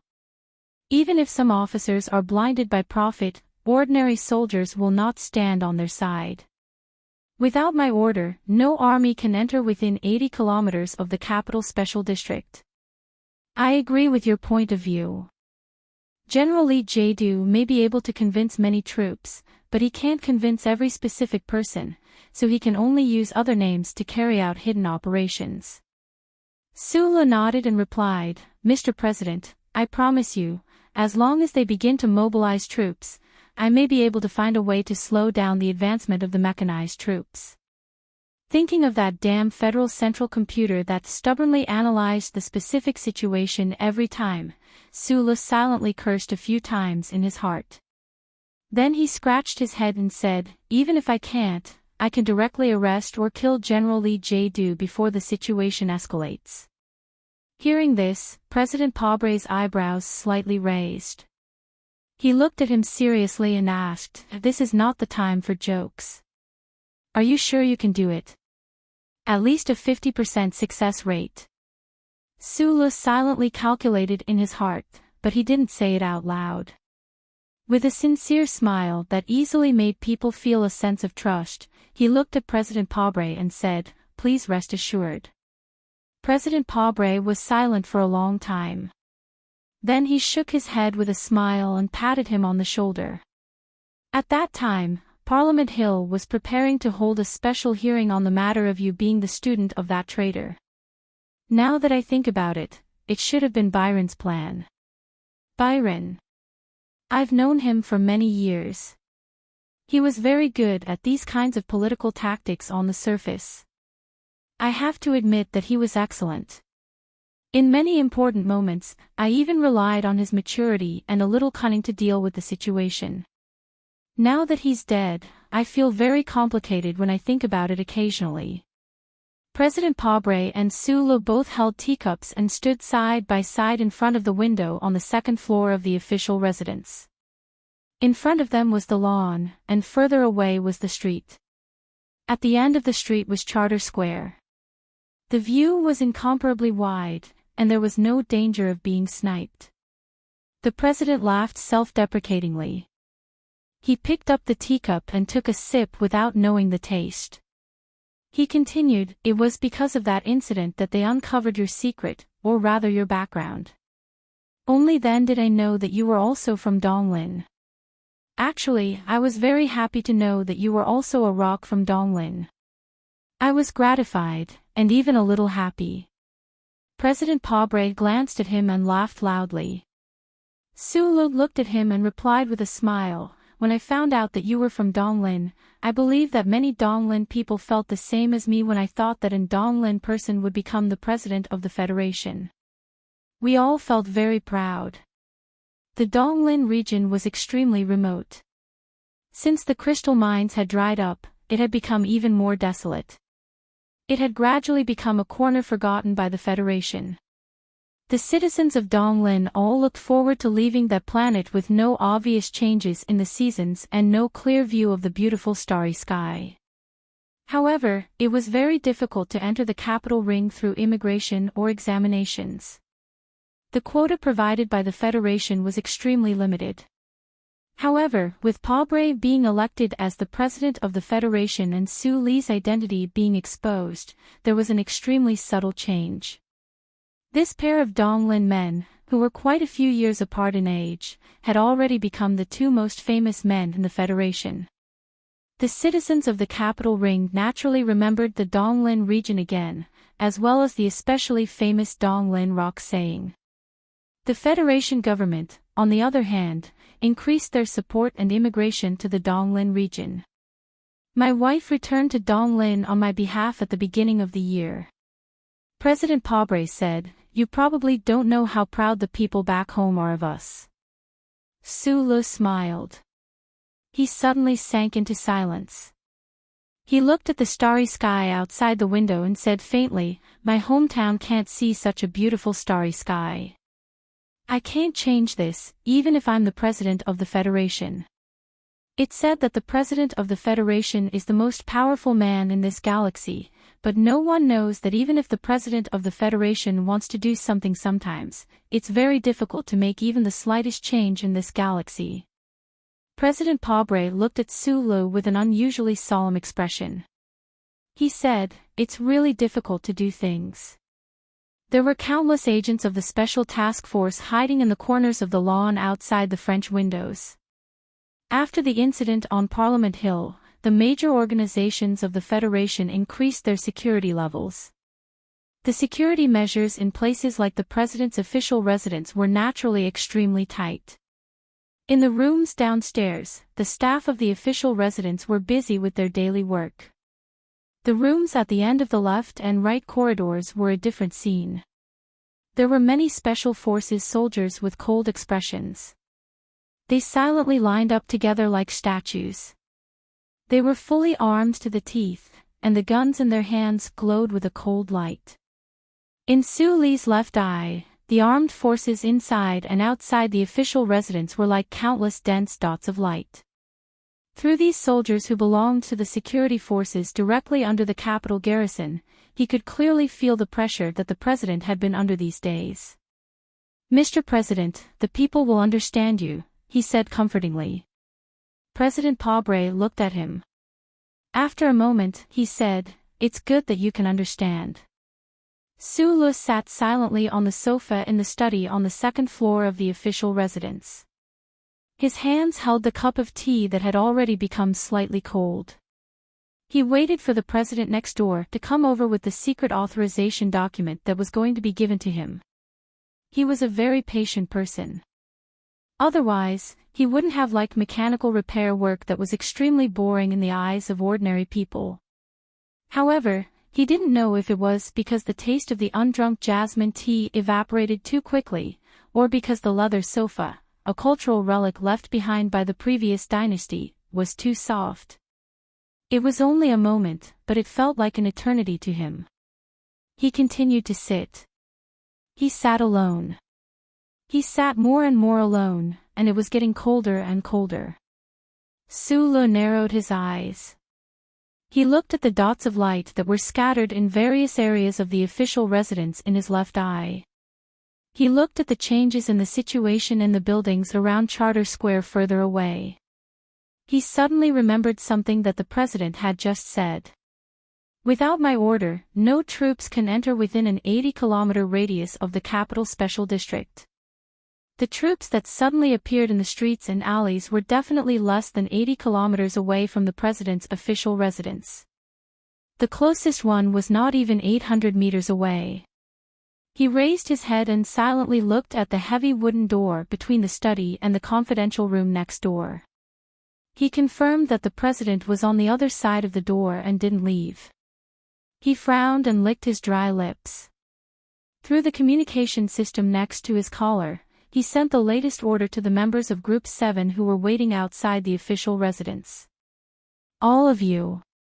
After pausing for 2 seconds, his brows furrowed tighter and tighter. He continued in a soft voice, retreat immediately. If you encounter an abnormal situation, don't resist. I repeat, don't resist, and then, this is an order. After finishing what he had to do immediately, Sulu stood up and put the cup of jasmine tea back on the desk. He quickly walked to the window and narrowed his eyes to observe the situation in the lawn and the dark night. Then, with a whoosh, he forcefully closed all the thick curtains. The starry sky outside the window was covered, but the light in the study was brighter. The truth and falsehood of the light didn't affect the lighting effect. He quickly walked to the door of the study near the corridor. He narrowed his eyes and saw the scene behind the door. He couldn't help but smile self-deprecatingly. He turned around and pulled off the belt on the bookcase. He forcefully locked the door and then subconsciously shook his head. After doing all this, Sulu sat back on the uncomfortable leather sofa again. He rested his elbows on his thighs and thoughtfully stared at the wooden door that didn't open for a long time. It really didn't take long, but it felt very long, he said to himself in his heart. Feeling was really a terrible thing, because feelings were the best at deceiving people. Suluk shook his head and took out a 37 brand cigarette from his jacket pocket. He tiredly leaned against the back of the sofa. The fingers of his right hand holding the lighter were slightly trembling. Just like the extremely complicated feelings at this moment.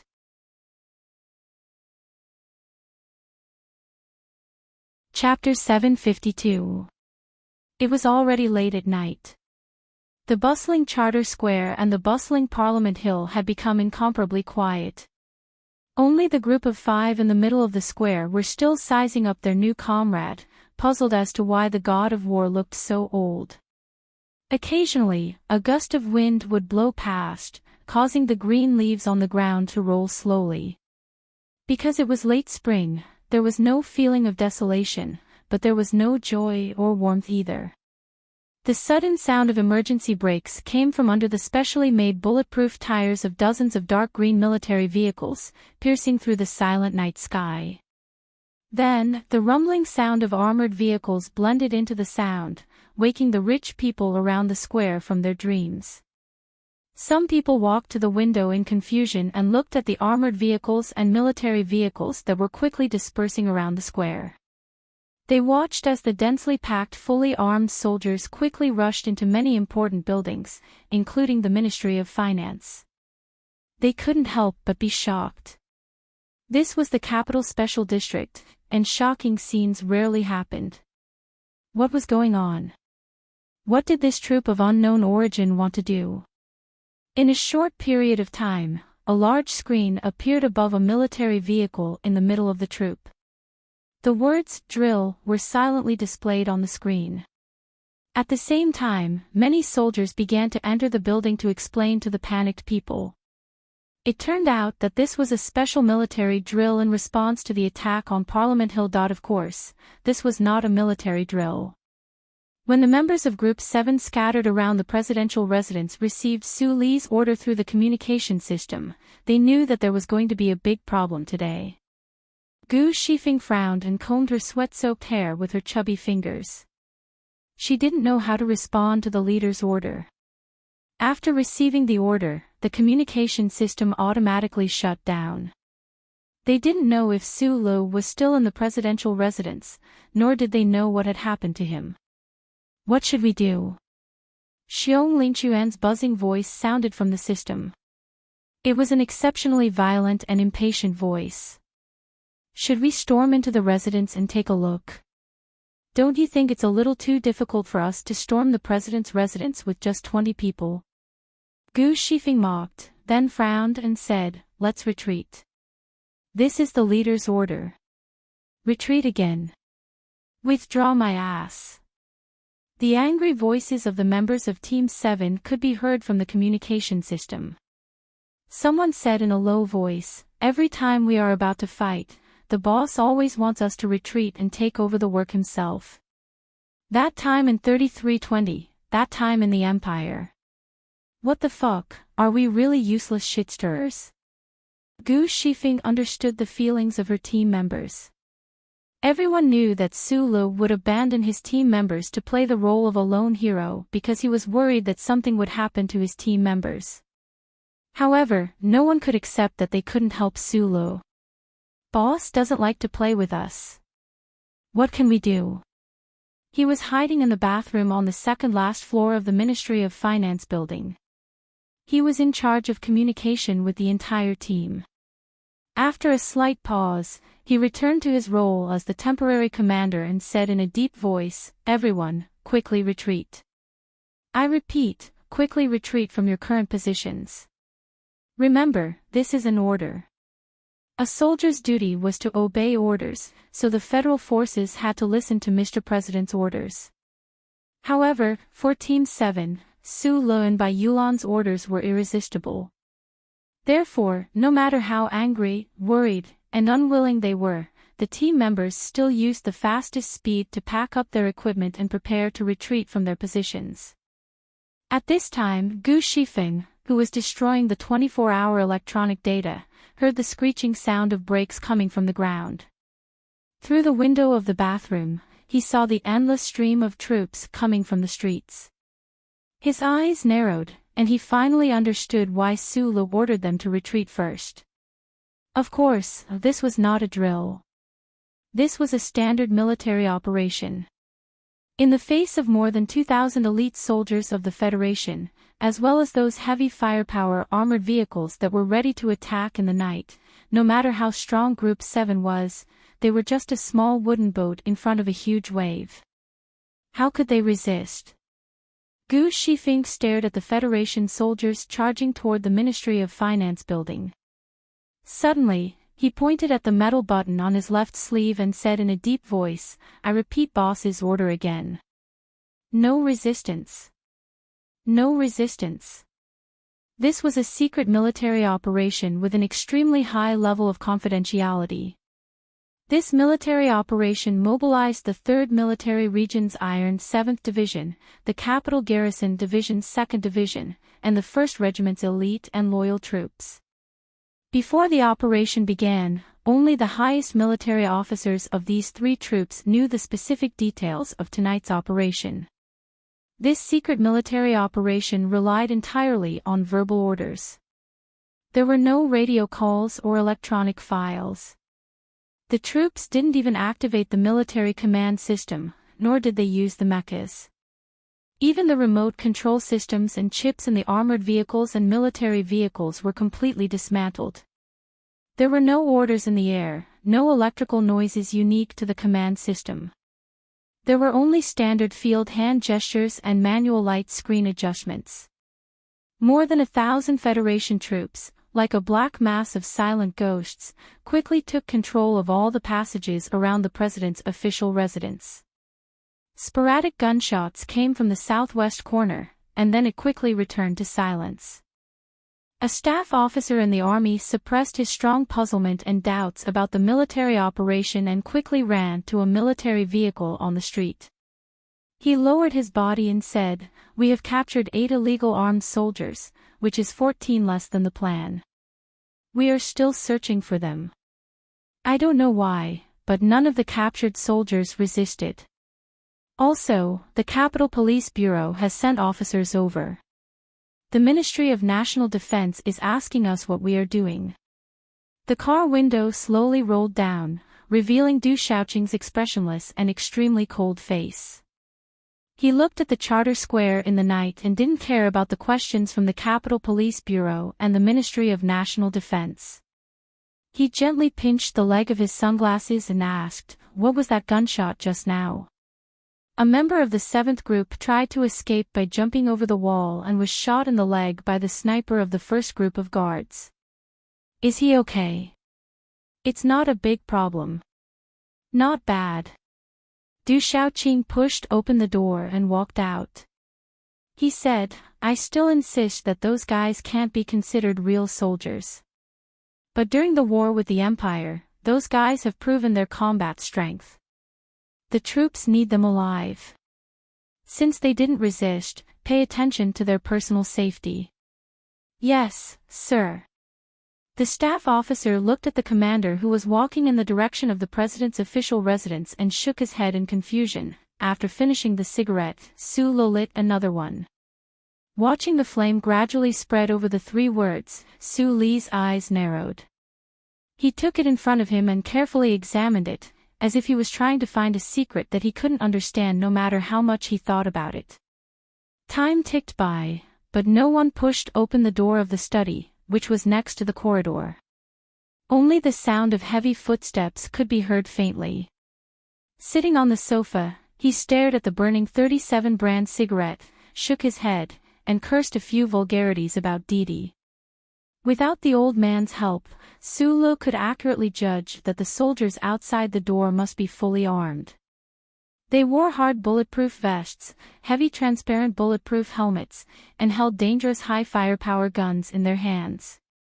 The door between the study and the confidential room was also not opened. The most powerful man in the Federation was behind the door. Su Lo licked his dry lips, stuffed the cigarette butt into his mouth, and took a deep breath. He knew that he could not rush through the door. As for the door behind him, outside the window to his left, the lawn around the official residence was already occupied by hundreds of the Federation's most elite Special Forces soldiers. If he really dared to rush, then what greeted him would be countless bullets. Previously, he had thought that the elite Special Forces in the official residence, which belonged to the security forces directly under the capital garrison, were special measures used by Mr. President to protect him. Only now did he know that they were special measures used to arrest or kill him. This was really ridiculous and hilarious. But Su Lo could not laugh. He felt as if he had returned to the abandoned mine pits in Donglin. Looking at the huge rock in front of him that was piled up by the mining machine to the wastewater outlet, his mood was irritable and gloomy. Because of this mood, he just stared blankly at the Federal Central Computer that constantly displayed the firepower layout around the official residence in his left eye. He looked at the precise electronic map that showed the troops that had already controlled all the streets and alleys, but he did not have any conversation with it. Once here. He carefully put out the cigarette butt and counted the number of people he would see. Then, using the chip positioning provided by the Federal Central Computer, he confirmed that the second one had also arrived. So, he silently said in his heart, "Open the door." The door between the study and the confidential room opened. To be precise, it should be that the door, together with the large bookshelf full of books and the wall behind it, quietly opened and disappeared into the thick wall. A transparent glass wall appeared between the 2 rooms. Su Lo narrowed his eyes and looked over there. He knew that this could not be a real glass wall, but a high-strength composite security wall. He had read the information beforehand and knew that the security measures inside the official residence were very strong. At that time, he was relieved for Mr. President's safety, but now he trapped himself. This transparent wall was thicker, more indestructible, and more infuriating than the wall that blocked in front of him in the 4 States Foundation building. It separated him and the people behind the wall into 2 different worlds. At this time, anger and disappointment were a wall. He was on one side, and President Pabre was on the other side. On the second day after the funeral of God of War Li Pifu, Li Jiedu stood up straight and participated in a secret meeting of the Trinity Association. In that meeting, facing the members' proposal to let Zhou Yingxing resign from the position of Minister of Defense, the Vice President of the Federation, Byron, once showed strong confidence and demanded that all actions should be based on the fundamental interests of the Federation. At that time, he smiled and said, "We are the Federation." In the luxurious washroom of the Parliament building, which was full of the aura of death and torture, Shi Qinghai once asked Shimin Jin, if that Mr. Senator was not Byron, then who was it? Shimin Jin, who was bleeding non-stop, looked at him and laughed nervously. She asked him mockingly, "Do you and Su Le know who your enemy is? Do you know who we are?" On the shining emblem of the Federation on the building of the Ministry of Defense, Su Le once seriously and solemnly reminded Du Shaoqing that as a soldier of the Federation, his duty was to obey orders. Du Shaoqing's expression was very complicated and strange at that time. He said that he knew. Yes, he did know, and he had always done so. The answer was revealed. It was not pleasant, and it was somewhat sad. For a long time, there was silence in the president's residence. No one spoke. Only the suffocating heavy breathing of the soldiers could be faintly heard through the walls. President Pobre looked at Su Le through the glass wall and was silent for a long time. He slowly held his forehead with his broad palm, as if the decision he was about to make was extremely difficult for him. Li Jiedu stood behind him with a gentle and calm expression as usual. Du Shaoqing stood at the door farther away. It was unknown when he had put on his sunglasses again, but there was no trace of expression on his face. President Pobre's tanned face was slightly firm. He said slowly, "At the press conference in the afternoon, you said to the camera that you were back. You asked if we were ready. I was very worried about you." He shook his head and said with emotion, "I was worried that you were not mentally prepared enough to face all of this." Su Le looked at Pobre's face very seriously. He felt very strange. Why was it that at this time, there was still no way to see any sense of insincerity on his face? So he remained silent, wanting to hear what the other party wanted to say. "For so many years, you are the young man I admire the most." President Pobre's voice passed through the transparent wall. It was still so deep and powerful, and seemed particularly sincere and firm. He looked at Su Le with unwavering eyes and said in a deep voice, "At this time, there is no need for any deception between us. You can believe this without hesitation. No matter what kind of suffering and pain you have experienced, you still have innocence and hot-bloodedness in the depths of your bones. And this kind of naked beautiful trust is very rare." Su Le suddenly opened his mouth without warning. He frowned and looked at the people on the other side of the transparent wall. It was unknown whether he was asking them or asking himself. "Naive is the synonym for stupid. I just told a friend this afternoon that as long as I don't force myself into a dead end, no one can catch or kill me now. Then I realized that because I was afraid of you dying, I really foolishly forced myself into a dead end." There was no obvious expression on Su Le's face. His fingers gently rubbed the extinguished butt of his cigarette. He shook his head and said, "I don't understand. How did I suddenly become a stupid cunt? And the reason for becoming a stupid cunt is actually so fucked up. Just like those deliberately mystifying novels of Schiller's in the late period. Why is it that the most righteous old man would finally tear off his mask and proudly tell the whole world that he is the worst one?" His straight black eyebrows were furrowed so tightly that they were forcibly twisted into two question marks. He looked at the still dark and steady face of the president behind the wall and shook his head. "This is not right. This is not pretty. You have to at least let people feel that this world is still a little bit bright, right?" The president of the Federation, the vice president, the senior senator, the chairman of the Joint Chiefs of Staff, the invincible general of a generation. Yes, you are the Federation, you are the army. Su Li's face was full of self-mockery. Then he suddenly stood up and raised his voice, roaring angrily toward the other side of the wall. But what kind of shitty Federation and army is this?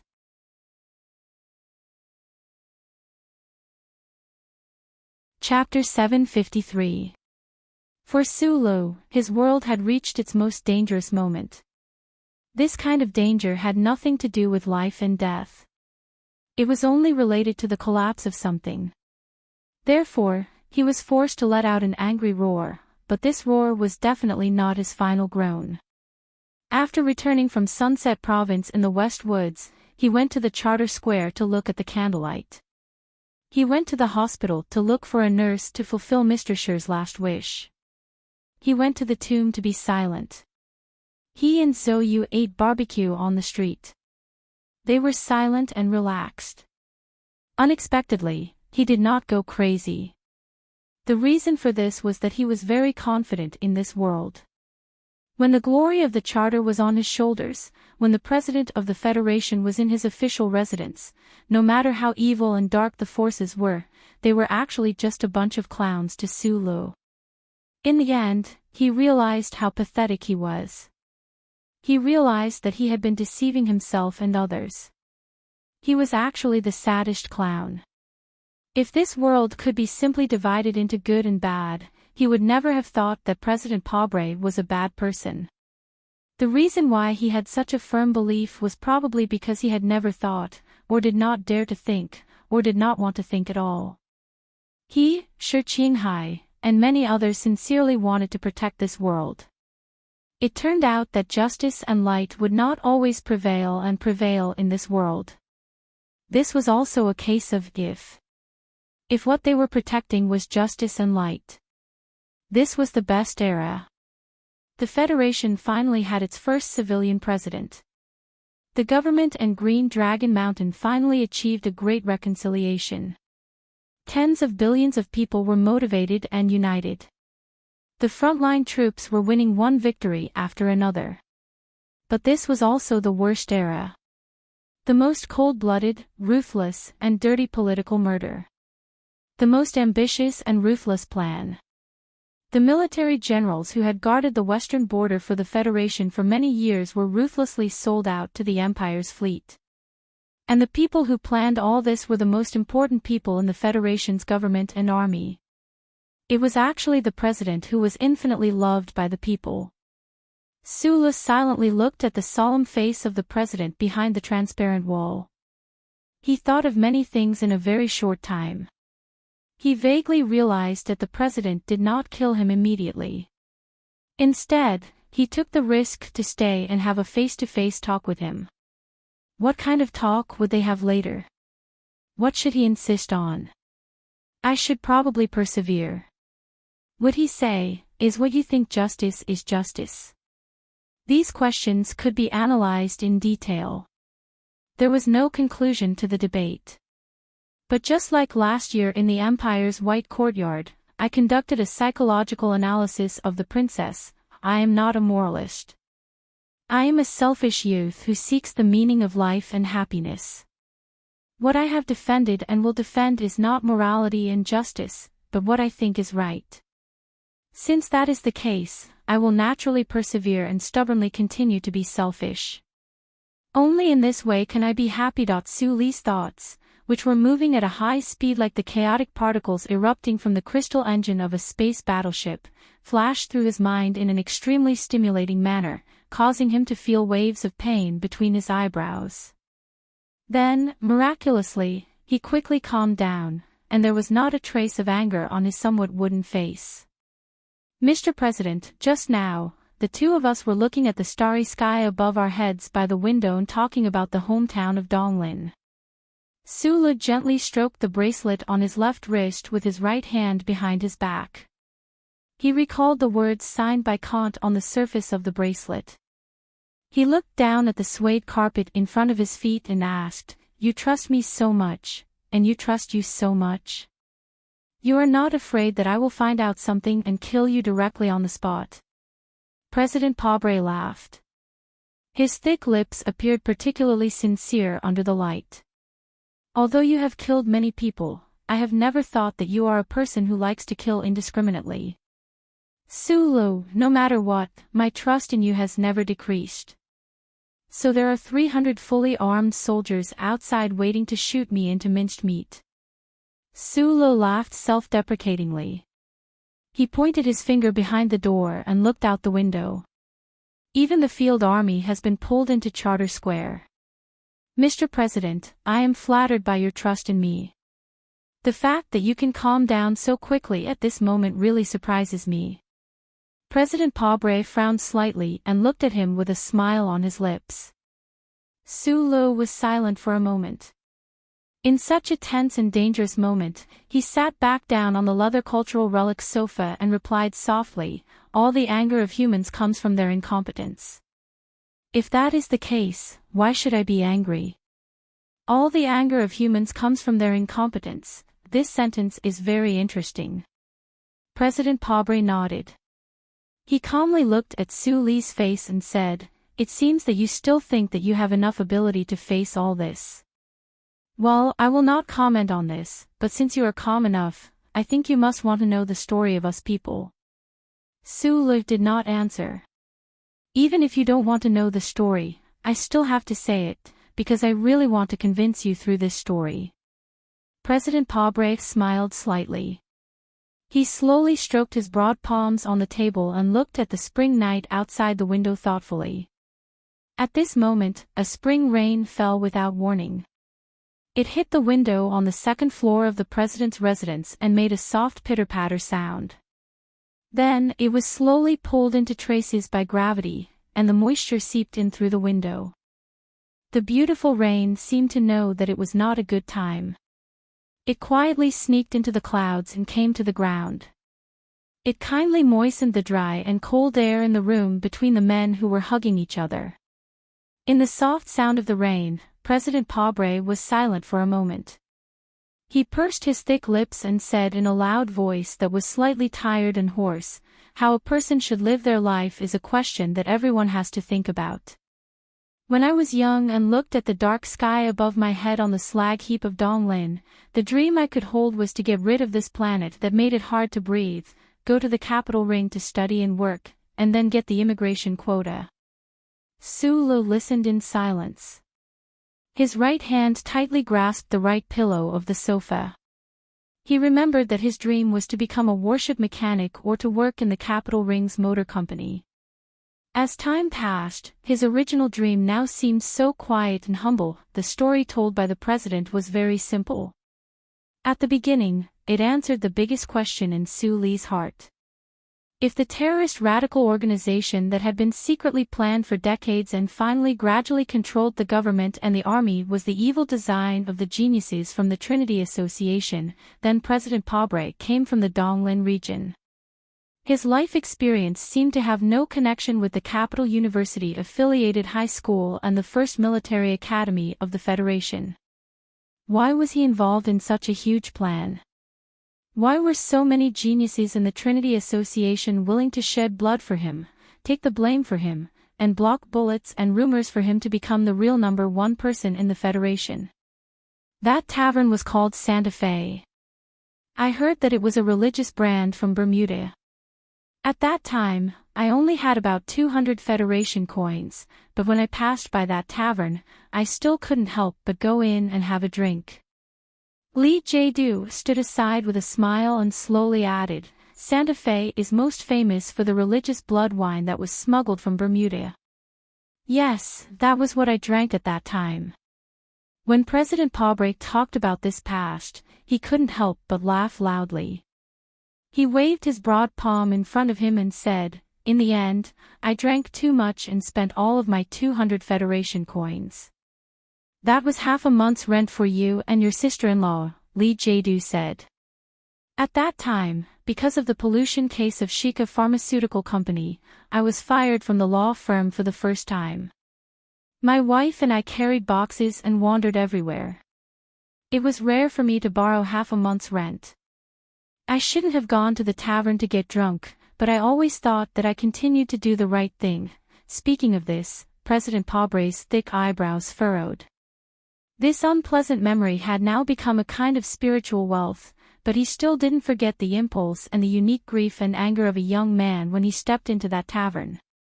He turned his head and stared into Su Li's eyes silently. He said, "Since I did the right thing, why was I only able to live in a small dark room for 400 Federation coins a month?" The inflation in those 2 years was very high.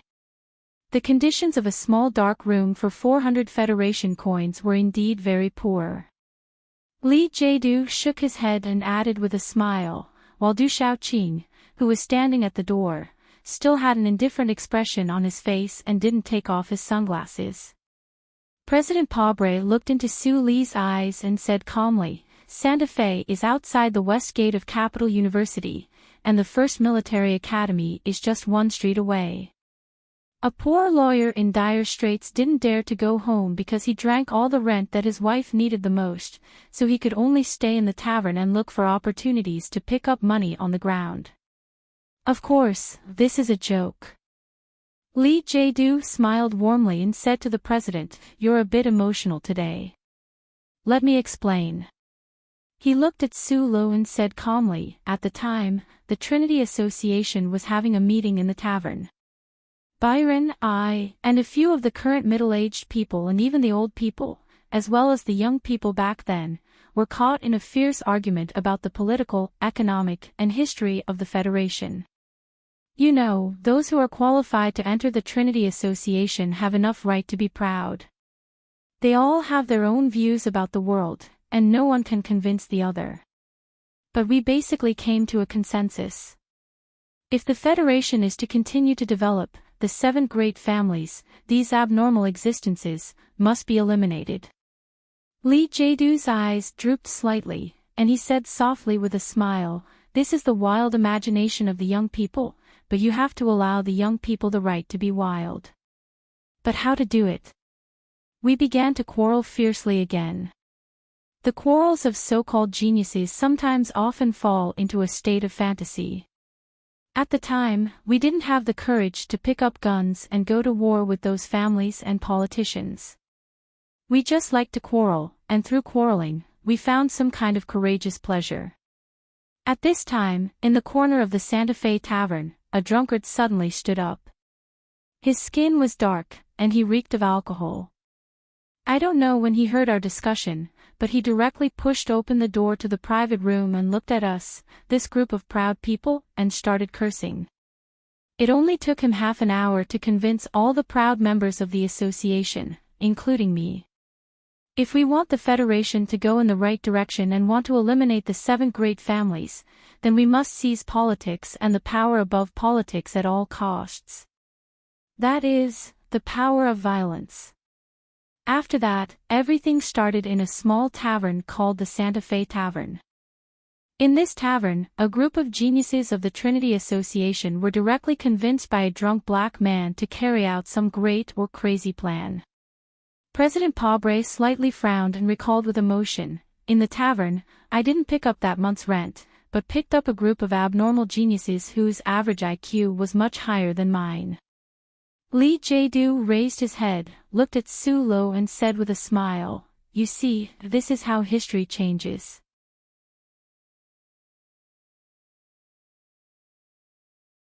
Chapter 754. Joining the Trinity Association required extremely harsh conditions. Just by thinking about the amazing Shi Qinghai, one could probably agree with what President Pabre had said earlier. The people who drank lightly in the tavern definitely had a superhuman IQ and extraordinary abilities. In short, they were indeed a group of abnormal geniuses. An unemployed, tanned lawyer who had just been fired from a law firm and wandered the streets in the snowy winter of the capital, drinking until he was dead drunk, actually used less than half an hour to successfully convince this group of abnormal geniuses and make them really start to carry out this seemingly crazy long-term plan. This was a historical event that not many people knew about for the time being, but it would probably be firmly recorded in history books. It seemed so incredible. This is probably the charisma that Shi Qinghai once talked about, Su Le thought silently. His right hand tightly gripped the armrest of the leather relic sofa. His fingers felt the cool and smooth touch, and his mood was extremely complicated. Silently looking at the dark-skinned middle-aged man behind the transparent wall, Su Li's thick eyebrows furrowed tightly. Why was the gaze in this man's eyes always so calm and deep, giving people a feeling of trust? Why did his straight eyebrows look so calm? Why was his expression so normal, but people could always see the compassion hidden inside? Was it because he deeply loved the Federation and this starry sky? What a valiant actor. Well, no matter how much people ridiculed him in their hearts, this middle-aged man really had a special quality that could persuade and move people around him. He could influence people around him to stand by his side and bravely and arrogantly move forward towards an uncertain goal. For example, the members of the Trinity Association who were having a meeting in the tavern back then, or the cold and proud Du Xiaoqing, or the former Su Lo and Shi Qinghai. There wasn't much in common between the members of the association and Mr. President, except that we were all once in the military. It was just that the military branches and services we served were different. After that, our lives didn't seem to have much in common or connected. General Li Jiedu continued slowly. After that, we met a few more times in the tavern in Santa Fe. However, we all had our own careers and studies, so we separated very quickly. After that day, Mr. Pobre and I sponsored Mr. Pobre to return to the legal world. After strictly abandoning the so-called mental misophobia of the so-called liberals, Mr. Pobre successfully entered the Industrial Workers Association, and then he became the appointed lawyer of the 3 major unions and the Veterans Association. Byron is a little older. He was the first one of us to run for office and step into the political arena. I still stayed in the army, but according to the plan, I left the frontline field forces and returned to No. 1 hospital to teach and educate people again. In the past 10 years of teaching, I have discovered some very good young talents. I can proudly say that these young people are the key to the true success of our great cause in the future. Su Lo looked at Du Xiaoqing, who had been standing by the door. Du Xiaoqing remained silent. The sunglasses on the bridge of his nose reflected the light in the confidential room, clear and inexplicable. No, Du Xiaoqing entered the association and was able to accept our ideals. It had nothing to do with me. Li Jiedu said. Mr. Pobre personally convinced him. Su Lo knew what he should be feeling at this moment. The entire federal forces knew that Mr. President had never concealed his special appreciation and care for 2 people. Whether it was promotion or related complaints, everything went smoothly under Mr. President's personal care. These 2 people were Su Lo himself and teacher Du Xiaoqing. However, he had never thought about what kind of story was hidden behind this appreciation. This is a very simple story. I want to explain to you that our ideas may be a bit crazy, but we are pragmatists. We are doing these things step by step. President Pobre looked at him calmly and said. Doing what? Continuous murder. Including those waitresses lying in pools of blood in the Linhai State Gymnasium, including the little girl from the Zhong family who wasn't even 10 years old at the time. Su Lo stared at the people behind the wall. There was not a trace of emotion on his face. Don't forget, I was there at the time. I know what you did. I saw with my own eyes those ordinary people who didn't even know what happened to them die painfully. Mr. President, there is something that even now I still don't understand. He spoke particularly slowly and heavily. His brows were furrowed painfully. At the time of the presidential election, Mo Cho was your partner and supporter behind the scenes. Why did you go and kill Tai Yuan? Why did you let so many people die? Then he looked at the silent Du Xiaoqing and asked, You said you were a soldier of the Federation, so you had to follow orders. I won't ask you what happened after that. However, when the Linhai State Gymnasium incident broke out, he wasn't the president of the Federation yet. He was only a member of parliament. Why was Shimin Jin involved? Teacher Du Xiaoqing, can you and your Iron 7th Division give an explanation? Du Xiaoqing was still silent. He didn't open his mouth to explain. I will explain. Du Xiaoqing didn't know at the time. President Pobre looked at the loyal general beside him and continued, as for the first question, the reason is actually very simple. The Tai family was the most powerful of the 7 families, but it was also the most difficult to see through. Successive governments couldn't even touch its core area. However, this former royal family had the biggest problem. That is, there were very few people. The fact that there was only one heir for several generations. Sometimes people couldn't help but think that maybe this was some kind of punishment and relief from the heavens for the former royal family. The most powerful Tai family of the 7 families was actually the most fragile Tai family. As long as that young man who was called the Crown Prince died, the Tai family would naturally be depressed until it disappeared. President Pobre narrowed his eyes slightly and said slowly, as for the election that was going on at the time, I believe that the angry and desperate Lady Tai would continue to help me, no matter if it was to vent her emotions or to strike at the murderer she believed to be. He looked at Su Lu and said, and this kind of help would spare no effort, regardless of the cost. This also meant that no matter what happened, would win the presidential election. I always thought that you were a politician, not a politician. After a moment of silence, Su Lu said, only now do I know that the thing that constantly leaps and bounds in your chest is still the ambition of a politician. It's not ambition. The president didn't get angry. He explained patiently with a smile, if it was only for this so-called ambition, then the things that happened afterwards wouldn't have happened. I am the president of the Federation. General Li Jiedu is the leader of the military. There is also Teacher Xiaoqing, including the deceased Byron and those companions. The people in the tavern back then, as well as the new companions that joined later on, already stand at the pinnacle of the Federation's power. Without more power to pursue, what ambition can we have? President Pobre looked at Su Lu and smiled. His voice was deep and resounding, and it was exceptionally moving. If we really want to talk about ambition, then our ambition is very simple. It is to completely eliminate the 7 families from the social system of the Federation. There is a very interesting statistical fact. After the Federation and the Empire started the war, the first military academy's reputation and importance were pushed to its current position. The Trinity Association naturally appeared about 60 years ago, but it has several dozen members. In terms of probability, it is a bit strange. There are many members who didn't join our ranks. We didn't force them, and we didn't even make any major requests. I just want to remind you that none of these members have the background of one of the 7 families. So-called geniuses are nothing more than high intelligence combined with hard work that ordinary people can't imagine.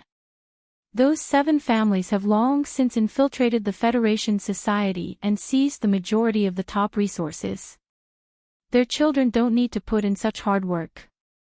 The members of the Trinity Association all come from the bottom of society. They innately have the desire and motivation to change this society. President Pobre's expression was solemn. His voice was low and powerful. This system jointly controlled by the 7 families and politicians has lasted for 3,772 years since the Federation was established. It has lasted for more than 10,000 years since the collapse of the dynasty and the establishment of the Republic.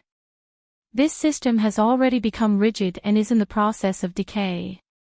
The best era. The worst era.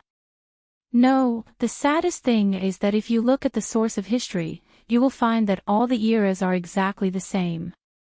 There is no progress, no development, just a quagmire where everyone is squeezed together and breathing with difficulty.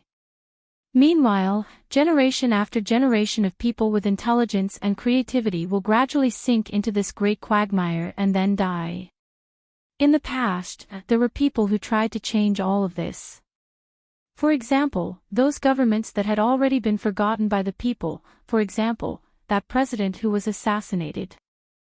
Well, death is eternal in the end, the most frightening thing, so, those predecessors and the government were forced to make concessions before the blood and turmoil. A faint mocking smile appeared on President Pobre's face. Then, it quickly disappeared, turning into a sentence that smashed into the ground with a muffled sound. Because of historical reasons, the people of the past didn't find a way to directly confront those 7 families.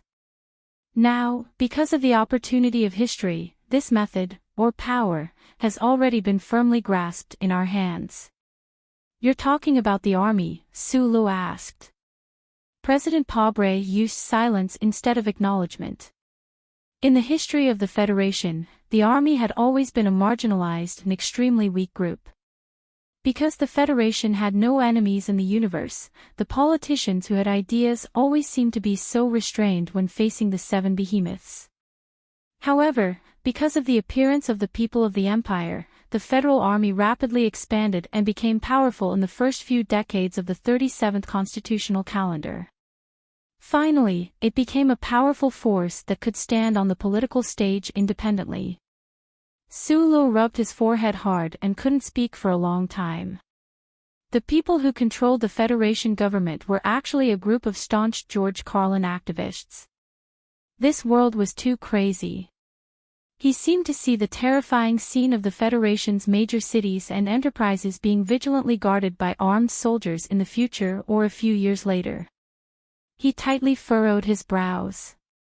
After a long silence, he said, "In Philadelphia, the old man once told me that he went to the Empire and returned to the Federation. He burned his life and every drop of blood to protect the existence of the Federation. It was because he firmly believed that the Federation was a better system than the Empire, and that the people who lived here were happier than the people of the Empire." General Lee J-Do behind the transparent wall raised his eyebrows slightly and looked at him. "I also think so. Putting aside the relationship of birth and blood, the relationship of invasion and anti-invasion, I fight for the Federation precisely because of this." Sulu raised his head and looked at the president behind the wall. He said seriously, "Your ideals may be respected and even worshipped by many people of the Federation and the young students of the future, but if the government is really used to relying on the military to solve its internal affairs like a drug, your government will become a military government. You may succeed, but you will fail in the end." President Pobre was silent for a moment and then replied, "I understand your worries, but please believe me. I am not Nanshui. We are not the people of Green Dragon Mountain. We are very calm." Calm. Sulu stood up and stared at the president's face behind the wall. He asked, "You have never been on the battlefield. You have never fired a gun. Perhaps you have never killed someone with your own hands. You don't know what it feels like to pull the trigger and see a living person's head explode like a watermelon in front of you, with brain matter and blood spraying onto your helmet at close range. You can ask Du Shaoqing if there is anyone who can maintain absolute calmness on the battlefield. When bullets are fired, when companions and enemies fall, calmness is just a very absurd word, as if it never existed. If the Federation is turned into a battlefield by you people, then there will only be what it should be on the battlefield, and that is slaughter. There may be danger, but it is controllable." President Pobre still displayed extremely terrifying patience and calmness. "The most important point is that the government cannot make any concessions to those families right now. Don't worry that Madam in the back of the mountain still has her absurd and outdated ideas. The Westwood's Zhong family controls the military power and does not listen to orders. Those rotten old people are weak and myopic. They cannot see the true danger and are content with controlling everything. Your Group 7 once said, 'Why do we have to fight? Because the enemy is there. And now, the people of the Empire are there. These deformed and numb families are here. If we don't fight, the Federation who is content with the status quo will one day become the slaves of the Empire. Other than this, can you think of any other way?' No, young man, Schiller once said that trash will never walk into a dustbin by itself. This was a famous quote from Schiller. Su Lu had heard Shi Qinhai say it in front of Chao Chudao's grave. Later, Shi Qinhai rushed into the dustbin like Parliament Hill in order to clean up the trash and died in the square. Hearing the president say this now, he felt terrible, as if he had swallowed a fly. His face was a little pale, and he took 2 steps toward the wall in front of him. He lowered his voice and said angrily, "I don't like the term young man. This is the reason you killed Zhong Suihu. Because the Westwoods Zhong family did not listen to the Federation, because you want to gather your forces to fight against the Empire." Su Lu stared at the president and the other 2 behind the transparent wall and said angrily, "But that guy has been fighting the Empire in the Westwoods for more than 10 years. When the tiger was fighting on the front line, what were you doing? General Li Jiedu, you used the pressure of the god of war Halo as an excuse to hide in the first academy to teach and cultivate the ambitious successor. Du Shaoqing, you were practicing. You repeated the practice day after day, cursing the student who was the real hero behind his back. And what about you, Mr. President? You kept on going to court to build your reputation, running for parliament, and making those touching but fucking useless speeches." Su Lu faced the transparent and cold wall and said with a hoarse voice, "You gave the ancient clock to the Empire's fleet, and you killed him. This is betrayal, this is betrayal."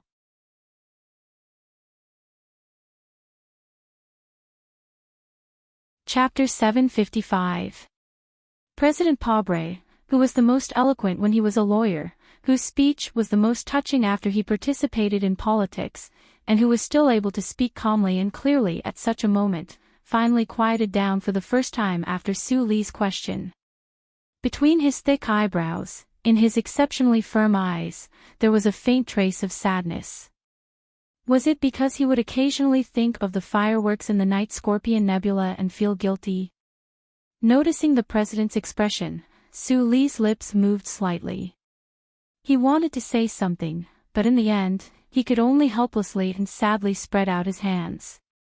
He had heard the president mention that at the dinner at the official residence, the president and Zhong Sugu had a fierce argument at the dinner table. The 2 people had very different views on many things regarding the invasion of the empire. Zhong Sugu was wary of the Federation government's attempt to weaken the local military forces in the Westwoods, and did not agree that the 4th Military Region should be the main force to attack the Empire under the current circumstances. It was probably after this argument that President Pobre finally made up his mind. He officially put the conspiracy plan that had been in motion for a long time and was only waiting for approval on the stage with space as the backdrop. It turned out that it was a Last Supper. Su Lu stood alone on the other side of the transparent wall, his hands weakly spread out beside his body. When he killed Macklin and was locked up in the military prison of Qingqing, the old man was still fishing in Philadelphia and had never seen him. The entire Federation was silent, and the leaders of the 7 major families wanted him dead immediately. Only the president and the tiger in the Westwoods clearly showed an attitude of protection, but in the end, Mr. President, do you still remember the speech at the Nebula Awards that year?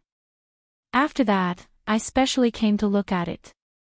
Su Lu raised his head and looked at President Pobre behind the wall. He said softly, "At that time, regarding the Macklin incident, you once said a few words, when a person dies, it is not as good as when the light is extinguished. The light has light, and the place that it cannot illuminate is darkness. If you do something wrong, you must pay the price. Then you said, perhaps I'm not a mature politician, but I'm a devoted believer of the Federation's laws. If I die, you can dig up my grave and see what color it is. I have the same attitude towards certain dead people." Silence reigned in the room. Su Lu paused for a moment before asking, "You're not dead yet, but it seems that we can ask you in advance. When you decided to sell the lives of Commander Zhong, his wife and the soldiers on the Antique Belle to the Imperial fleet, where was the law of the Federation that you respected? What color will your future grave be? If you did something wrong, shouldn't you pay the price? President Pobre pursed his thick lips, his lower jaw showing a few deep hollows. After a long silence, he replied, I admit that I have done some things that are beyond my limits. However, for the sake of this federation, the price I will have to pay must be paid later. I have long been mentally prepared to be judged by history. Sulu looked at him and said sarcastically, if we let history judge us, the Imperial Expeditionary Force can also say that we don't need to resist. Medellin can also say that we don't need to pay attention to him. Commander Zhong has more reason to say that. Mr. President, don't you think that this statement is shameless and hypocritical? If only history is qualified to judge you, then how are you qualified to judge others? At this point in the conversation, Su Li's words had finally succeeded in infuriating him. He slowly stood up from his chair and walked to the transparent wall. He looked at Sulu, who was right in front of him but far away in the sky, and said word by word, Sulu, don't worry. Shameless. Hypocritical. Colonel Sulu, please don't forget that you also used the pen that stabbed into your throat to judge Medellin without being convicted by the court. Separated by the transparent and cold wall, Sulu and President Pobre stood face to face. They opened their eyes without blinking and looked into each other's eyes. President Pobre pointed at Su Li's face and said with a sullen face, your experience should let you know better than most people that the law of the Federation can't perfectly protect the weak. Most of the time, it can only protect the powerful to escape the punishment they deserve. That's why the Medellin case was stopped, and the Ministry of Justice is in a terrible state. That's why you played the role of judge yourself. The government of the Federation is an elected government. Facing the danger of the Empire's invasion, it has to be constantly vigilant against the warlords of the West Woods. Don't the Zhong family and the other families have broken the law? But which district attorney would be able to successfully send them to prison? The Federation has the glory of the Charter, but in front of these powerful people who have countless scapegoats and are even used to carrying scapegoats around with them and responding to the Charter at any time, what is the law? Sulu looked at the president's angry accusation and narrowed his eyes. Because of the words scapegoats and the glory of the Charter, he thought of the knife glinting on Tiger Mountain Road and the district procuratorate full of peach blossoms in spring many years ago. He silently admitted that what the president said was true. When you killed Medellin, you didn't need the law to prepare for you. What right do you have to ask the government to do so? President Pobre looked at him with a solemn expression and said, the reason why I admire you and Shi Qinghai is because of your attitude in doing things, and this is also the attitude that I will live with in my life. Evil must pay the price. In order to practice the ultimate fairness and justice, kind people should do whatever it takes, because morality is a fragile thing that needs to be carefully protected by strength. When I was expelled from the law firm because of a public interest lawsuit, and my wife and I were laughed at and chased out of our house, wandering the snowy streets with a broken box, looking for a small dark house to rent, I confirmed this. Even if I were to be buried in a grave in the future, I would have a clear conscience. President Pobre's anger gradually calmed down because of these words. He put his broad palm on the transparent wall and looked at Sulu with extreme calmness. We are not the Knights of Concern in Schiller's words, and we are not radical. We don't plan to use the army to madly sweep everything, but when the reform of the Federation encounters the desperate struggle of those families, the army will be the most powerful protection of the Federation government. We have a very long-term detailed plan. The current government has already pushed the parliament to pass the Golden Fusion algorithm. In the next 5 years, my companions and I will use the current situation of the war to push for the passage of more bills. In the plan, the government and I will introduce the Affirmative Action Act, the Double Ring Health Insurance Act, the Income Tax Amendment Act, and then the government will work hard to pass the Fund Share Exchange Act. President Pobre slightly raised his chin, and his eyes were firm and deep. The previous governments have never been able to figure out how much resources the 7 families control through those foundations that are as numerous as fish in the sea. They can hide from the government's surveillance and can exert a fatal influence on the industries that are related to the safety of the Federation. These things must be done during my term. George Carlin said that information asymmetry is the root of the unfairness of the Federation society. What we want to do is to open up this information and let the ordinary citizens of the Federation carry out the most effective and direct supervision. Sulu, don't worry that the Federation government will become a military government. We will welcome a brand new, real elected government. Pabre withdrew his gaze and looked calmly at the silent Sulu. He said, "You have contributed to the Federation. I don't want to give you any unfair treatment. I only hope that you can calm down, stand on the highest level, and consider the interests of the people of the Federation. I know that this sounds like a utopia that only exists in people's fantasies, but the ideal has never been so close to reality as it is today. This is the Federation's best chance. We are idealists. Liberals. Pragmatists. No, we are all people who insist on what is right and fight to the end." President Pabre looked at Sulu and said in a low voice, "We are all the same in our bones. We are just as stinky and hard rock from Donglin." The president raised his right arm and pointed at Li Jiedu and Du Shaoqing beside him. His calm and infectious gaze pierced through the invisible wall and fell on Su Li's face.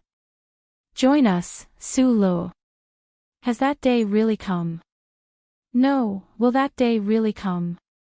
Sulu listened in silence, and subconsciously thought about it. He did not voice his doubts. He suddenly felt that his brain could not wrap itself around it. So, the person who killed Macklin and the people he hated were the same kind of people deep down in their bones.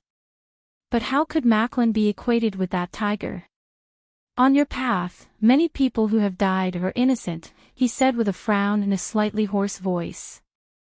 "This is not right. There is never perfect justice in the world." President Pabre said quietly, "For a long-term goal, there will always be people who need to sacrifice." Sulu silently recalled Professor Shin's words in his heart. There was never any reason in the universe, so he asked, "Then why is it not you or me who sacrificed?" President Pabre was silent for a moment and then said, "Schiller once wrote a legendary novel in his early years. The novel described a war that surrounded Xiangqing. In his later years, he wrote another novel, The Story of the Soldier, which described the innocent people who were used as shields by the hero during the war. The soldier's death saved the hero of Xiangqing and indirectly saved hundreds of thousands of people. However, to him, it was such a tragedy. I think this story can answer your previous question. I have read this story. In my opinion, the soldier's death was not a sacrifice because no one asked for his opinion.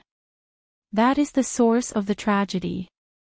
Sulu narrowed his eyes and said, "Similarly, you did not ask the waitress in the Linhai State Gymnasium whether the soldiers of the West Woods on the ancient bell were willing to die for your grand plan. So, this is not a sacrifice. It is still murder." Then, in the Golden Foundation building, those special task force agents who died under the guns of you and Shi Qinghai, should they be considered as sacrifices, or were they murdered by you? President Pabre's eyes suddenly became extremely sharp, and the pressure was enough to stare into Su Li's eyes. He asked in a deep voice, "If those innocent special task force agents can be sacrificed in your eyes, then why can't Zhong Suahu and the others be sacrificed for the Federation?" This was a very sharp and direct interrogation. Sulu narrowed his eyes and suddenly contracted his pupils. After a long silence, he tightly pursed his lips and looked up. He said, "A few years ago, on the Iron Tower, I once said to a girl that the justice that needs to be obtained by sacrificing innocent people is not justice. Then what is the difference between us and you? The difference is that Shi Qinghai and I have never had the subjective intention to harm innocent people, including those special task force agents in the Golden Foundation building. Maybe this sounds like sophistry to you. Because whether there is subjective intention or not, the result is the same death. But, just like what I thought in the Snow Queen Charter Square, I always insist that the motive is more important than the result.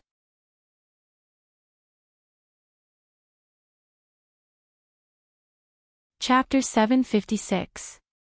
Motives, Results, Fairness and Justice. President Pobre frowned and stared into his eyes. Before I decided to pardon you, Lady Tai wanted to kill you, the master of the Leaf family wanted to kill you, and even the two justices of the Supreme Court expressed their opposition. Where do you think the Federation's fairness and justice was at that time? Mr. President, you are the most outstanding orator in the Federation. I don't expect to be able to convince you of anything. I only hope to be able to convince myself. After a pause, Su Lu said, I've already said too much tonight, even more than what I usually say in a month. Let's stop here for now. Although he stopped here, he still frowned and continued to speak. Looking at the people behind the transparent wall, he sighed emotionally. I was prepared to get married, but it looks like I won't be able to in a short time. It's also possible that I won't be able to get married for the rest of my life. I'm really a bit disappointed. He looked at Li Jiedu and asked, what would your father think? What would your son think if he did? With a sliver of complicated emotion, he looked at President Pobre and asked, do you really know who George Carlin is? It's easy to think of the meeting room in prison. He gently patted the transparent wall in front of him and said, it's just that I can't be sure at the moment whether I'm the prisoner or you guys. In the end, Su Lu said, you can shoot now. The top secret phone in the confidential room of the official residence rang. President Pobre picked up the receiver and listened silently. He could faintly hear words like, second sequence. It looked like this call was from the Bureau of Proclamation. After hanging up the phone, President Pobre looked at Su Lu quietly for a long time. Suddenly, he said, I never wanted to execute you. The Federation government will arrest you as a fugitive and put you on trial. Back then, the Bureau of Proclamation and the West Woods Military District's arrest in the West Woods never stopped. And you probably haven't forgotten the warrant for your arrest. Because of the appearance of the marshal, I haven't had time to issue an official pardon. Following the silent order, the special elite soldiers who had been silently waiting in the corridor on the second floor of the presidential residence for a long time began to move. In the shortest amount of time, they broke through the two wooden doors that had long been listed as cultural relics. There was a loud boom. The soldiers rushed in at high speed with high-powered firearms. Their fingers nervously pressed against the warm triggers, and the black muzzles did not leave Su Li's body for a moment. During this process, Su Lu was surprisingly calm and didn't make any attempts to resist. Because he knew that as long as he made any movement that would arouse the suspicion of these soldiers, they would definitely not hesitate to shoot at him. Perhaps, the people behind the transparent wall were waiting for his resistance, because the Federation government needed a reason to execute him, so he couldn't give them a reason. Su Lu silently raised his hands and allowed these elite special forces soldiers to rush in front of him. He twisted his arms and fastened the super-strong wrist restraints. His ankles were closed with heavy metal positioning valves. Then, he was tied layer by layer to a special metal frame like S3's special product, Zhongzi. The metal frame moved horizontally and vertically like a cross. The cold and thick frame pressed tightly against his spine. Because of the tight movements of the Special Forces soldiers, the part of his back that was in contact with the metal frame felt a cold pain, but it successfully made his posture appear even straighter, and his chin was raised even higher. After the two most careful confirmations, confirming that the restraints, the super-strong restraints on his wrists, and the heavy metal positioning valves on his ankles were enough to prevent a real prehistoric monster from moving an inch, these elite Special Forces soldiers from the Capitol Garrison Guard 1st Division finally let out a sigh of relief, and the strange and tense atmosphere in the study of the official residence finally faded a little. The Federal Army was a place that respected the strong. Over the years, all the soldiers knew that the strongest of the younger generation in the army were Su Lo and Li Feng. Especially after Su Lo launched a surprise attack on the Empire and returned safely, his reputation in the army had become even more resounding. These elite Special Forces soldiers, who were usually incomparably proud and self-proclaimed, did not have any pride or confidence in front of Su Lo. They were full of vigilance and even reverence, nervous and worried that if he really did resist, how many people would die before this room truly quieted down. During the entire process, Su Lo did not resist or even take the initiative to make any moves. However, the nervous Special Forces soldiers did not fight back, but it was as if they had just experienced the most difficult battle. Their expressions were forced to remain calm, but their combat uniforms were already soaked. Before being pushed out of the severely damaged door of the study, Su Lo, who was tightly bound to the metal cross, narrowed his eyes and looked at the cup of jasmine tea on the table from the corner of his eyes. He asked the transparent wall, "Is this cup of tea poisoned?" After learning the details of Shi Qinghai's accident from Zhang Xiaoming last night, he had not drunk a single drop of liquid that was not processed by him. Therefore, he did not drink a single sip of this cup of jasmine tea. At this moment, he was very curious to know Mr. President's answer. President Pobre frowned, and a faint tiredness and disappointment appeared in his calm and deep eyes. He did not answer his question. Because of his silence, Su Li's slightly narrowed eyes also showed a faint tiredness and disappointment. The high-authority communication system on the desk continued to send out reports. Su Lo had been escorted out of the corridor, downstairs, and onto the lawn.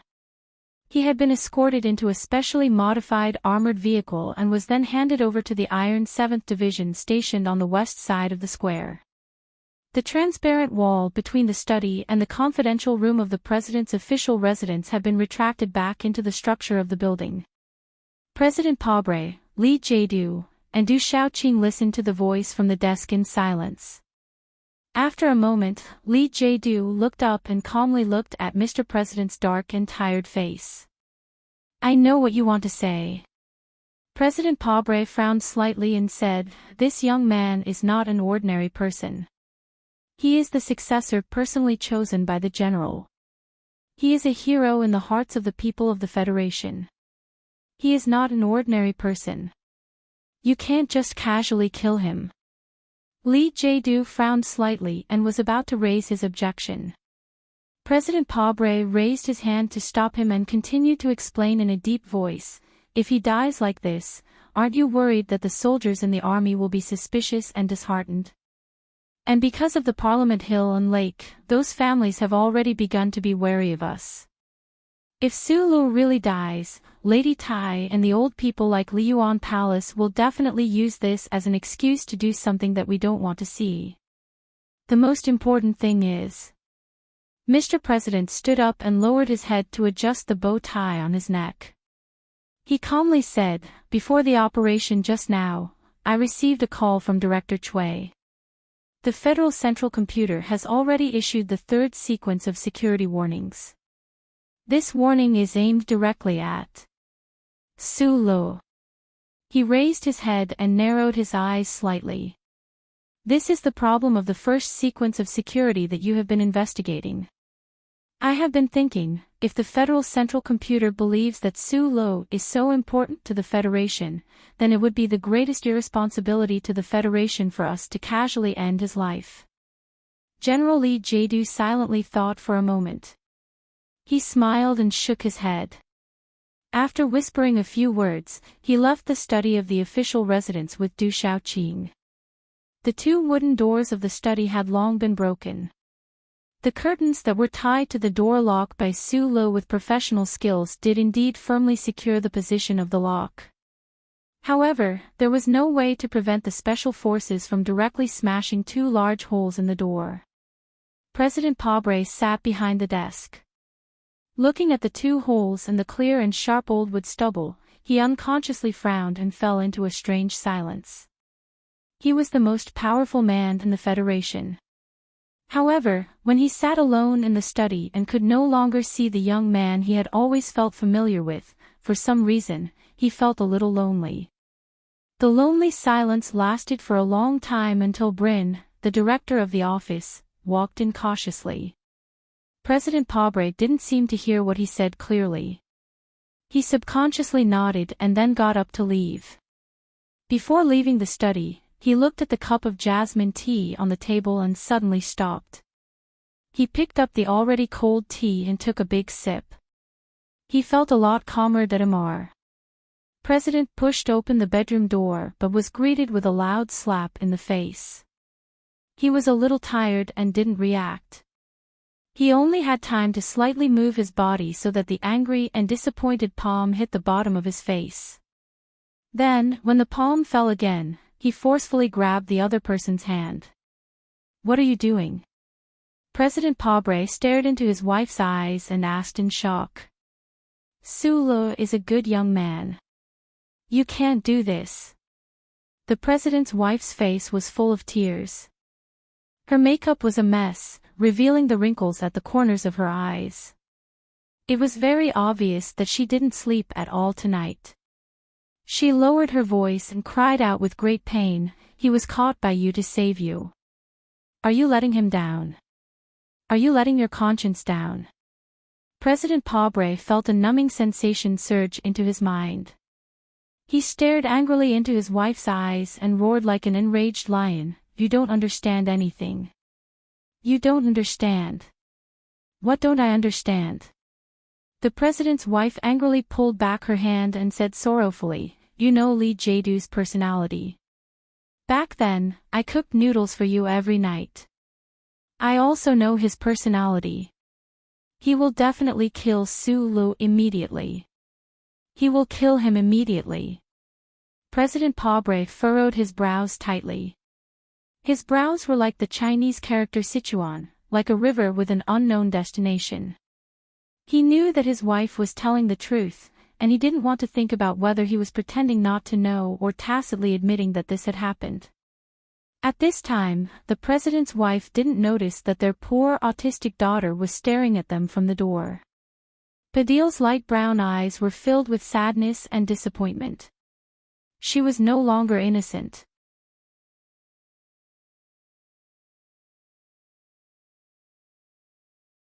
Chapter 757.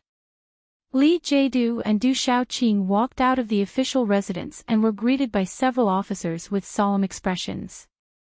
These officers were from several powerful forces near the capital special district. They shared a common trait with Du Xiaoqing, which was that they were young and sharp, with stars shining on their epaulets. The young generals saluted their teachers, their eyes burning with calmness. Although they knew that this spring night was not a real operation, there was no doubt that it was the prelude to a major change. They followed the great statesman in the official residence and had stepped onto the stage of history, so they would never leave before the curtain fell on their lives. After a brief conversation and briefing, the generals led their direct subordinates and quickly left. Only Li Jae-doo and Du Xiaoqing were left on the lawn. After a short silence, General Li Jae-doo frowned slightly. Looking at the street that had returned to normal, he said, "Actually, Mr. President's concerns were just reasons he found for himself. To kill or not to kill is just a matter of thought. Sometimes, you don't need to think too much." Du Xiaoqing did not respond. He put on his sunglasses and remained silent. In fact, this night, he and his Iron 7th Division took on the most critical task of arresting Sulu. However, after entering the official residence, he did not say a word. Li Jae-doo glanced at him and said with a smile, "It is indeed a very difficult decision to destroy the passionate, naive, and hot-blooded version of myself when I was young." The meaning of this sentence was obvious. In his opinion, President Pobre did not agree to execute Sulu immediately. It had nothing to do with the danger that those families might take advantage of the situation. It even had nothing to do with Su Li's puzzling first-order authority in the charter. It was purely because of the emotions of the current him looking at the past him. No matter how experienced and calm a schemer was, there was a period when they were young where they were passionate, naive, and often hot-blooded and angry. President Pabre was like this, then what about Lee Jae-do himself? Su Lo is an extremely dangerous person. Because of the issue of authority, he is even more dangerous than the evaluation of all the members of the association. In my opinion, he is even more dangerous than the hidden forces of the 7 families. Because, his danger is too direct. General Lee Jae-do continued expressionlessly, our cause cannot bear this kind of risk. In the face of simple and direct violence, we cannot retreat in the slightest. Du Shaoqing, take care of this matter. He looked at Du Shaoqing and said, don't think too much about the impact. As long as we leave the area of the president's official residence and the square, we can find a suitable reason for any accidental death. The sunglasses on Du Shaoqing's nose reflected the dim light of the official residence in the spring night.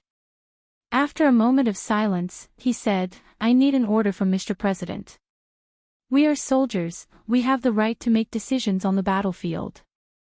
And as long as Su Lo is there, it is usually a battlefield. Lee Jae-do's calm and oppressive gaze directly pierced through the lens of his sunglasses and fell on Du Shaoqing's eyes. He continued, killing a hero of the Federation who is deeply loved by the people is a crime that is destined to be written in history. If you insist that the president give the order directly, then it is equivalent to you convicting him in advance. Du Shaoqing was silent for a moment, then saluted and said, I will definitely complete the mission. The troops that came in armored vehicles left in armored vehicles. There were more than 10 members of Group 7 who could not escape at all. Charter Square, which was filled with a tense and solemn atmosphere before, almost instantly returned to silence and desolation. At the entrance of the buildings along the street, several second lieutenants were smiling and explaining something to the residents, telling them the good news of the end of the anti-terrorism exercise. At the same time, they handed over the gift packages specially prepared by the Ministry of National Defense. The residents expressed their magnanimity for disturbing their dreams. Occasionally, green leaves fell and rolled on the street, and a few lonely stars hung in the night sky. Under the dim starlight, the bronze statue of the Group of 5 and the statue of the military god looked at each other without saying a word. The spring night was like yesterday, and the night wind was as usual. The troops that participated in this secret military operation quickly left Charter Square and went through the reserve military ramp, passing through the civilian buildings on the ground, and sometimes crossing the half-elevated Bering Bridge, as quietly as possible to the camp in the suburbs. A convoy drove from the president's residence, just past the Ministry of Finance building, and drove out of Charter Square. All the armored vehicles had been specially modified, all the remote control chips were removed, and even the most important control valves were adjusted to manual operation priority. A first lieutenant of the Iron 7th Division looked at the small-eyed man who was tied to the cross-alloy frame at the bottom of the dark armored vehicle, and suppressed the shock and confusion in his heart. He tightly held the high-powered short-barreled gun in his hand and silently thought, is it because of this guy that the army carried out these modifications in advance? The soldiers of the Federation all knew how amazing this guy was, and his research on the mechanical electronic control system was to the extreme. But why did the superior order to remove the remote control system? Was he really so amazing that he could use these things to escape the escort of hundreds of elite soldiers? Not to mention that his hands and feet were already equipped with super-strong magnetic shackles. No matter how powerful he was, he should be desperate now, right? He actually smiled. That guy actually smiled. So scary. The first lieutenant opened his eyes wide and looked at the guy at the bottom of the armored vehicle in disbelief. He subconsciously raised the gun in his hand and pointed it at the guy's head. Almost at the same time, the specially selected elites of the Iron 7th Division were collectively shocked by that inexplicable smile, and their pupils shrank, and they raised the guns in their hands. Su-Lo, whose body was tightly bound by the new technology of the Federation, was leaning against the cross-alloy frame. At this moment, he couldn't even move a finger. Fortunately, the enemies weren't violent enough to control his facial nerves, so he could still grin, revealing his neat and white teeth, and smile until his eyes were squinted. No one knew what time it was. In a corner of the base of the Federation's first military district located in the suburbs of the capital, a very strange scene appeared. The heavy alloy door of the armory slowly opened, and more than 10 of the most advanced Black MX mechas of the Federation activated together. They slowly drove out in the middle of the night, exuding an extremely austere aura. After the Iron 7th Division returned from the front lines of the Empire, they didn't return to S3. Instead, they stayed in S1. As a result, this base became the temporary base of this invincible and iron-blooded division. As one of the first 2 full mecha divisions of the Federation, hundreds of military mechas silently parked in the empty warehouse like metal statues. They hadn't made a sound for many days, until today.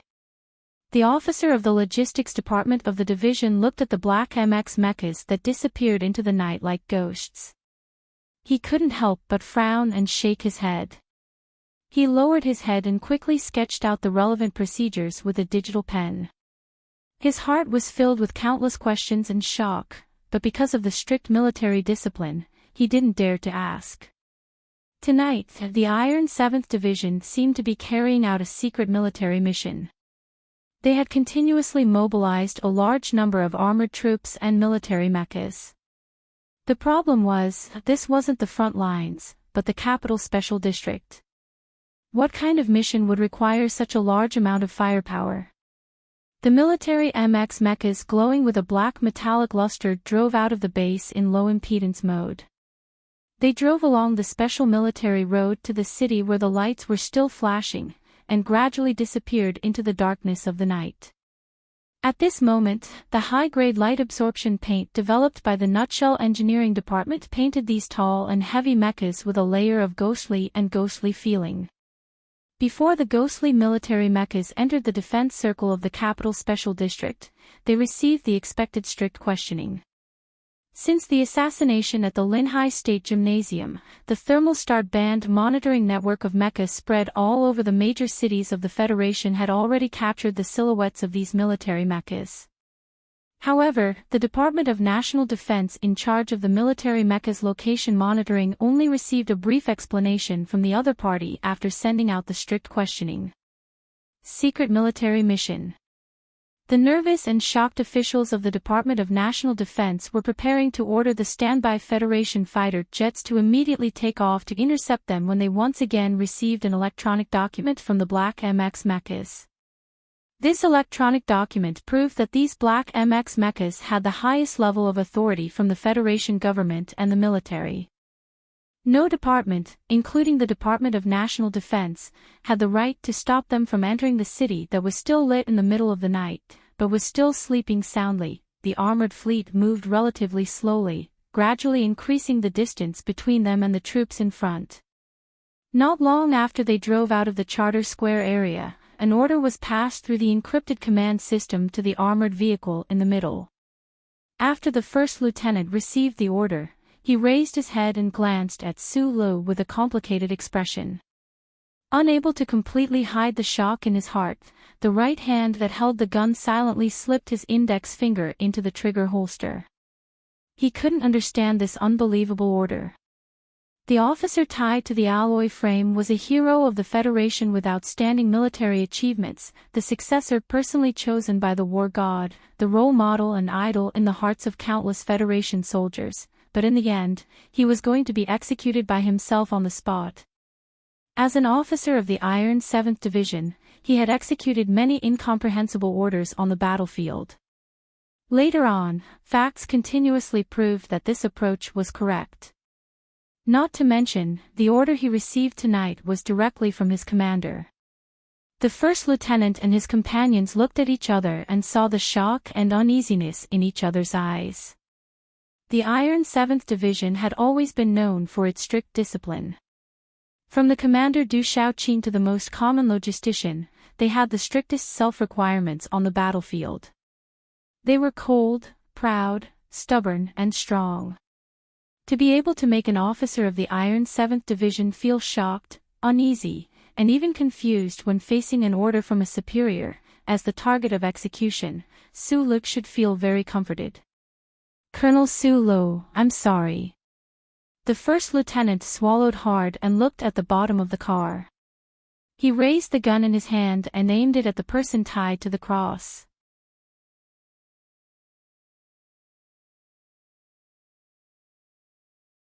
Chapter 758. The muzzle was raised, then lowered.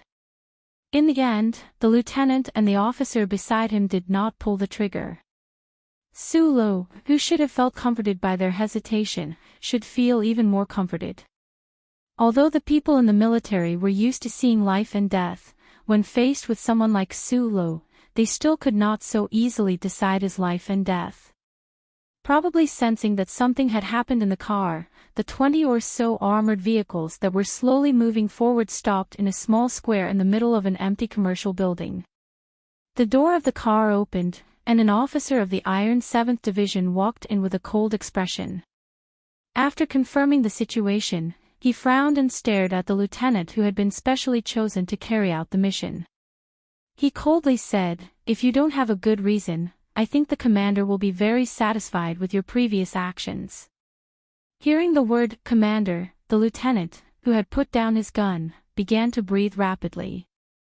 His eyes were bloodshot from the struggle. He laughed somewhat self-deprecatingly and slowly said, "Back then at Yellow Mountain Ridge, I was only a squad leader. If it wasn't for Colonel Su Lo controlling the MX, my entire squad would have been trampled into meat paste by the Empire's mechas."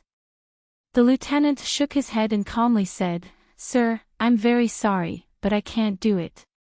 The high-ranking officer was silent for a moment.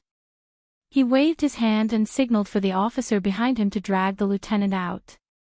After a moment of silence, he suddenly raised his head and looked at Su Lo with a cold gaze. "Instructor, we are soldiers. We have to obey the orders of our superiors. Please understand." Hearing the term instructor, Su Lo narrowed his eyes and looked over. In the dim light, he clearly saw the officer's face. He was relieved. This person was not Zhou Yu, but the officer with the surname Chang, whose right leg he had smashed on the field back then. "This is just a small interlude." Major Chang looked at him mockingly. "You don't need to be too surprised. No matter what, there will be someone who will send you to that dark world. No one will allow you to walk out of this armored vehicle." As his voice fell, the small square of the commercial district under the night sky suddenly rang out with a very low roar. These low rumbling sounds came from the darkness between the buildings, shaking people's eardrums, shaking the ground slightly, and shaking the billboards on the street as if they were being blown by a strong wind, extremely uneasy. Major Chang frowned as he looked out. At the same time, the soldiers of the Iron 7th Division on the armored vehicles also looked out warily. For them, who had been through hundreds of battles on the battlefield, this sound was all too familiar. Every time the smoke rose and the Empire's bullets rained down, as long as they heard this low rumble, they would feel much calmer and more confident. This was because this was the unique rumble of the dual engines of the Federation's military MX mecha. However, as they were carrying out a secret military mission tonight, when they heard this familiar rumble of mecha engines, their hearts were filled with infinite nervousness. This was because in the original plan, not a single mecha from the Iron 7th Division had been mobilized. Then, where did these mecha coming from in the darkness of the night come from? The officers inside and outside the armored vehicle that Su Lu was in, as well as the few officers who knew the details of tonight's mission, very naturally connected the dots. They abruptly became alert and quickly ordered the entire fleet to enter a strategic state. Everyone knew that Su Lo was the designer of the MX Mecha, and the 17th Armored Division he was in, along with the Iron 7th Division, were the only two divisions of the Federation military that were fully integrated with mecha. Could it be that these mecha lurking in the darkness, approaching at high speed, were from the 17th Armored Division? More than 10 completely black military MX mecha suddenly appeared from the darkness of the night like specters. From the streets and alleys surrounding the small square, they charged towards the fleet at high speed. The group of black mecha that had already transformed into their human forms were silent and solemn, instantly transforming from specters into invincible steel giants. The armored combat team of the Iron 7th Division felt as if those black shadows that were far taller than the streetlights were a tangible fear that enveloped their hearts and loomed over their heads. At this moment, they felt as if they had returned to the battlefield on planet 3320-5460, where the flames of war raged. No, it was even scarier than that, because they were facing the most powerful MX mecha of the Federation. What made the soldiers of the Iron 7th Division feel the most incomparably cold was that, due to the special requirements of tonight's secret military mission, all of the armored vehicles' remote control systems and automatic fire systems had been modified. In this extremely short period of time, there was no way they could make an effective response at all. Identity confirmed. Identity confirmed. The communications officer of the armored combat team shouted at the mecha charging at them at high speed through the system.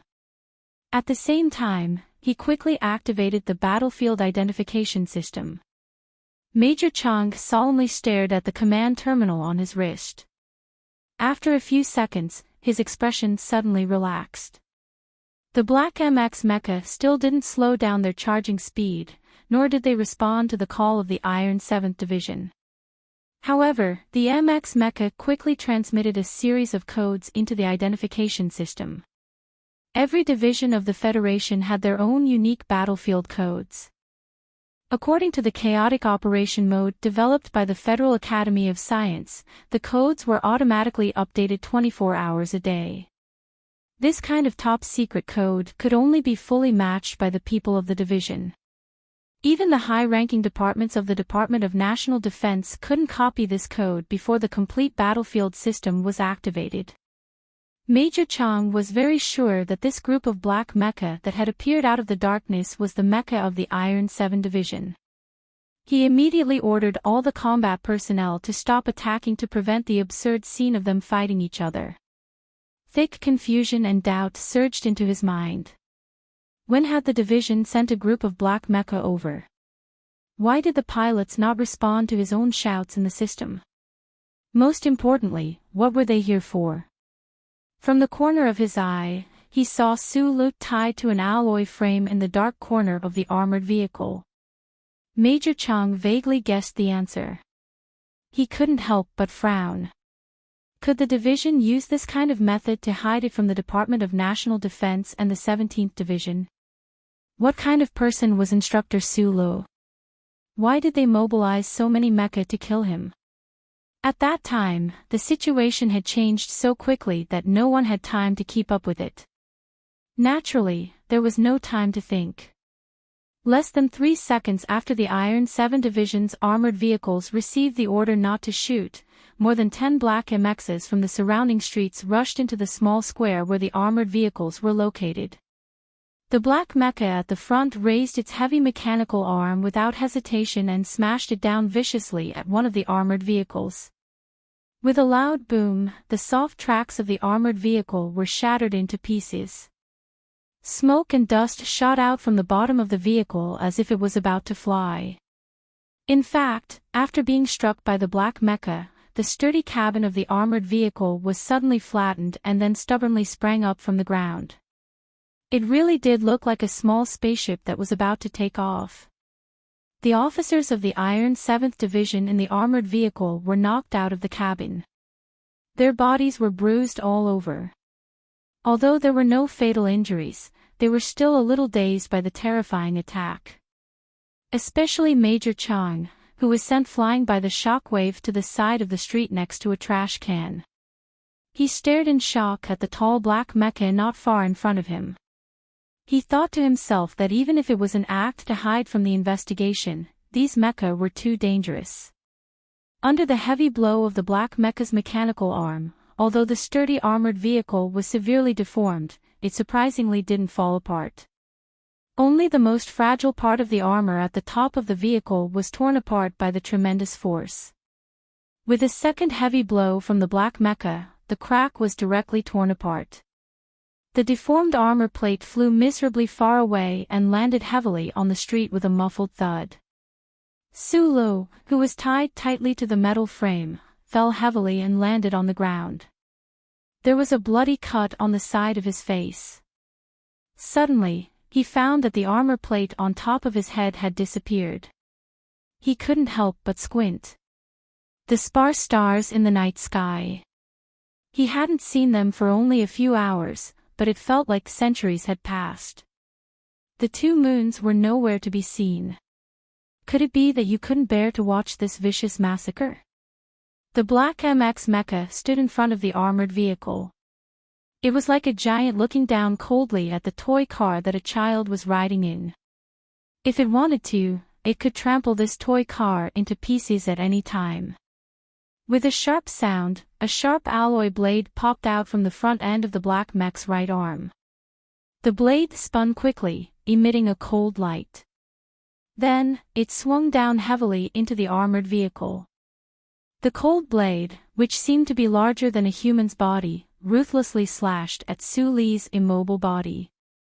It was like a giant weapon used by an ancient god, mercilessly slashing at a lowly kitten. Su Li didn't seem to see the giant alloy blade coming at him at all. He narrowed his eyes and looked at the starry sky through the narrowing gap. Perhaps he knew that this was the last time he would see it, so his gaze was exceptionally calm, but also a little greedy. At this moment, the small plaza of the commercial district under the cover of the thick night seemed to have sunk into absolute silence. The black MX mecha that had invaded the inner circle of the armored fleet still had their engines roaring. All the sounds had disappeared. The soldiers of the Iron 7 Division had complicated expressions as they looked at the heavily damaged armored vehicle and the gleam of the alloy blade that shone with a desolate light in the night. They knew that someone was about to die. They roughly understood that the story of a certain hero would end tonight. The heavy alloy blade of the mecha slid past Su Li's eyes, past the tip of his nose, and then viciously slashed between his legs, sending up a spray of unusually bright sparks. No one could describe the accuracy of this attack, or rather, the precision of this attack. The difficulty of this attack was like a person holding a kitchen knife and accurately slicing sesame seeds on a chopping board into two perfect semicircles. If one considered that this kind of operation was done by a clumsy mecha from the conventional concept, one could imagine the fearsomeness of this attack. Even Su Li himself would not be able to execute such a perfect attack at any time and place. Then came two crisp sounds. The tall black MX was like a cold killer, swinging its alloy blade into the armored vehicle, accurately chopping at the hard joints of the alloy frame. No matter how strong the shackles were, in front of the black mecha's heavy and crazy chopping, they were as fragile as a young girl's straw bracelet. Su Li narrowed his eyes and took a deep breath. His chest suddenly rose and fell.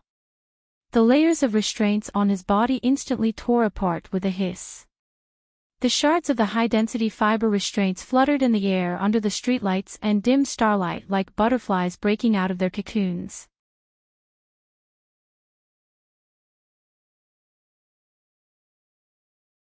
Chapter 759. Su Li stood up like a butterfly breaking out of its cocoon. Of course, he didn't have that kind of slender beauty. The broken shackles and alloy frame only gave him a sense of valiance. In a space where no one could hear, the old man's voice rang out, "Are you afraid of death?" "Of course you are." "Then why didn't you even blink?" "Because I have you." "Why should I be afraid?" "No one can kill me unless I want to kill myself." The night wind and the small square of the commercial district suddenly heated up. The engines of more than 10 black MX mechas roared, and their posture quickly changed. Their powerful mechanical arms pushed horizontally towards the armored vehicles beside them. The mechanical movements of these black mechs appeared to be somewhat clumsy and not smooth enough. However, whether it was the choice of strength or angle, they were exceptionally precise. Under the premise that they did not cause terrifying damage, they accurately pushed all the armored vehicles to the sides of the street. The entire process looked just like that famous game of box pushing for young children. The armored vehicles and the ground ground violently, producing an ear-piercing sound and dazzling sparks. They collided with the artificial undulations on both sides of the street, shaking up and then falling back down. The soldiers of the Iron 7th Division finally reacted. Under Major Chang's furious order, they pulled the triggers and fired at the central area of the small square of the commercial district. Bang bang bang bang. The dull sound of high-speed bullets hitting the alloy frame rang out. Countless dazzling bullet flames instantly lit up the streets of this spring night. The high firepower guns on the armored vehicles on the periphery spat out bullets, accurately turning the central area of the square into a swamp of death. What was very strange was that after the black mechas pushed the armored vehicles away and occupied the central area of the square, they didn't immediately return the fierce fire of the Iron 7th Division. The black mechas knelt down on their heavy mechanical legs and formed a circle, exposing their backs to the bullets of the Iron 7th Division's guns. After that, they didn't do anything else. Howling bullets rained down on the backs and mechanical legs of the black mecha, emitting ear-piercing sounds of metal cracking. From time to time, shards of metal that could not be determined whether they were bullets or mecha fragments flew into the air, landing on the ground. Sizzling sounds rang out incessantly. The black mechas formed a circle. They didn't return fire, nor did they dodge. They just knelt quietly. In stark contrast to the fierce attacks on their bodies, the smoke and dust stirred up by the high temperature, the swaying streetlights, and the hurried shouts, at this moment, they were like a row of silent black stone sculptures, with an indescribable solemn beauty. What the soldiers of the Iron 7th Division who were fiercely firing at them couldn't see was that the black mechas in a half-kneeling circle perfectly used this angle to block all the bullets coming from all directions. Meanwhile, on the side facing the damaged armored vehicle in the center of the circle, the cockpits of all the mechas were slowly opening. Facing Sulu, who had just climbed out of the hole in the roof of the armored vehicle, it was like countless thrones opening at the same time to welcome the return of the king. He stood on the armored vehicle, looking at the black mechas in front of him, listening to the rapid and terrifying gunshots outside. Without any hesitation, he channeled strength into his legs and jumped up onto the platform on the left side of the mecha. Like a light puff of smoke, he jumped up again and stepped directly onto the open cockpit door of the black mecha. For Sulu, the MX mecha was as familiar as the child he had raised. He knew that he wouldn't make a mistake, and he also knew that as long as he entered the mecha, he would have absolute safety. The so-called strong confidence of having a mecha in hand had never diminished in the slightest. However, when his right foot stepped onto the thick cockpit door of the mecha, his body couldn't help but stiffen. Because there was someone inside the mecha. A pilot belonging to the Iron 7th Division was looking at him with a pale face. His left hand was pressing a button tightly, and his right hand was quickly reaching for the pistol at his waist. There was a trace of despair in his eyes. This was a diligent and studious pilot. Tonight, he was familiarizing himself with the third close combat plan of the MX mecha in the warehouse. However, while he was immersed in the teaching materials written by a beady-eyed officer back in the training base, the mecha that should have been quietly waiting for orders suddenly moved. The baffled pilot immediately tried to order the MX mecha on him to stop, but he was horrified to find that all his operations had failed. Then, he was even more horrified to find that he had no way of communicating with the outside world. He couldn't even turn on the external speakers of the mecha to warn those unaware logistics officers and soldiers. He widened his eyes and looked at his own mecha with confusion and unease. Along with more black MXs, they easily drove out of the warehouse, drove out of the base, and drove along the military road towards the city. He felt this strange atmosphere, but he couldn't do anything. The mecha entered the city, sneaked into the night, and then suddenly launched an attack. This pilot recognized that the armored vehicle unit in front of him was his division's unit. He screamed in panic, wanting to warn the commander of the unit, but he couldn't make his voice travel out of the mecha. He stood up and slammed the heavy cabin door with all his might in panic and anger, but he could only receive a futile and hopeless result. He watched the attack happen with his own eyes. He watched this black MX mecha that was no longer under his control. It was as if it suddenly had its own soul and began to attack on its own. The pilot's face was pale, and his entire body was drenched in cold sweat. The mecha endured the fierce firepower attack. The muffled sounds were like that of a rainstorm that could be heard in the wooden house. The pilot's breathing quickened as he looked at the open cabin door. He looked at the man who had suddenly appeared in front of him. With his strong will, he controlled his crazy and uncontrollable mental tendencies. His right hand quickly reached for the pistol at his waist, and at the same time, he prepared to press the trembling self-destruct button. In that instant when he saw the pale-faced pilot in the cockpit, Su-lo could think of countless ways to kill the other, enter the cockpit, and truly take control of this MX. He even had the confidence that even if this pilot pressed the self-destruct button before he died, he would still have the confidence to escape. The self-destruct program was the outermost program within a mecha's sealed internal system. Under the premise of manual operation, all automatic systems would not be able to stop it. Even that great existence that existed like a ghost among these 10 black mecha would not be able to do this. Should he take a risk and gamble? He wouldn't die anyway. In this short moment, perhaps Su-lo thought of many things, or perhaps he didn't think of anything at all.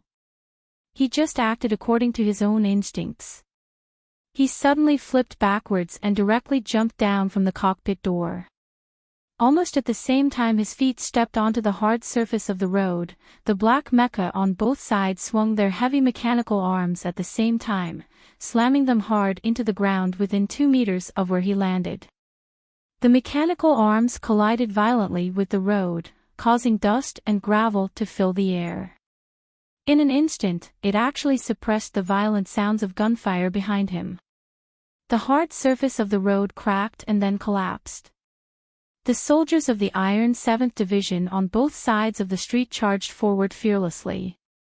They knew very well what kind of terrible consequences it would bring if they let Su-lo escape, so they didn't care about the terrifying power of the 10 black mecha at all.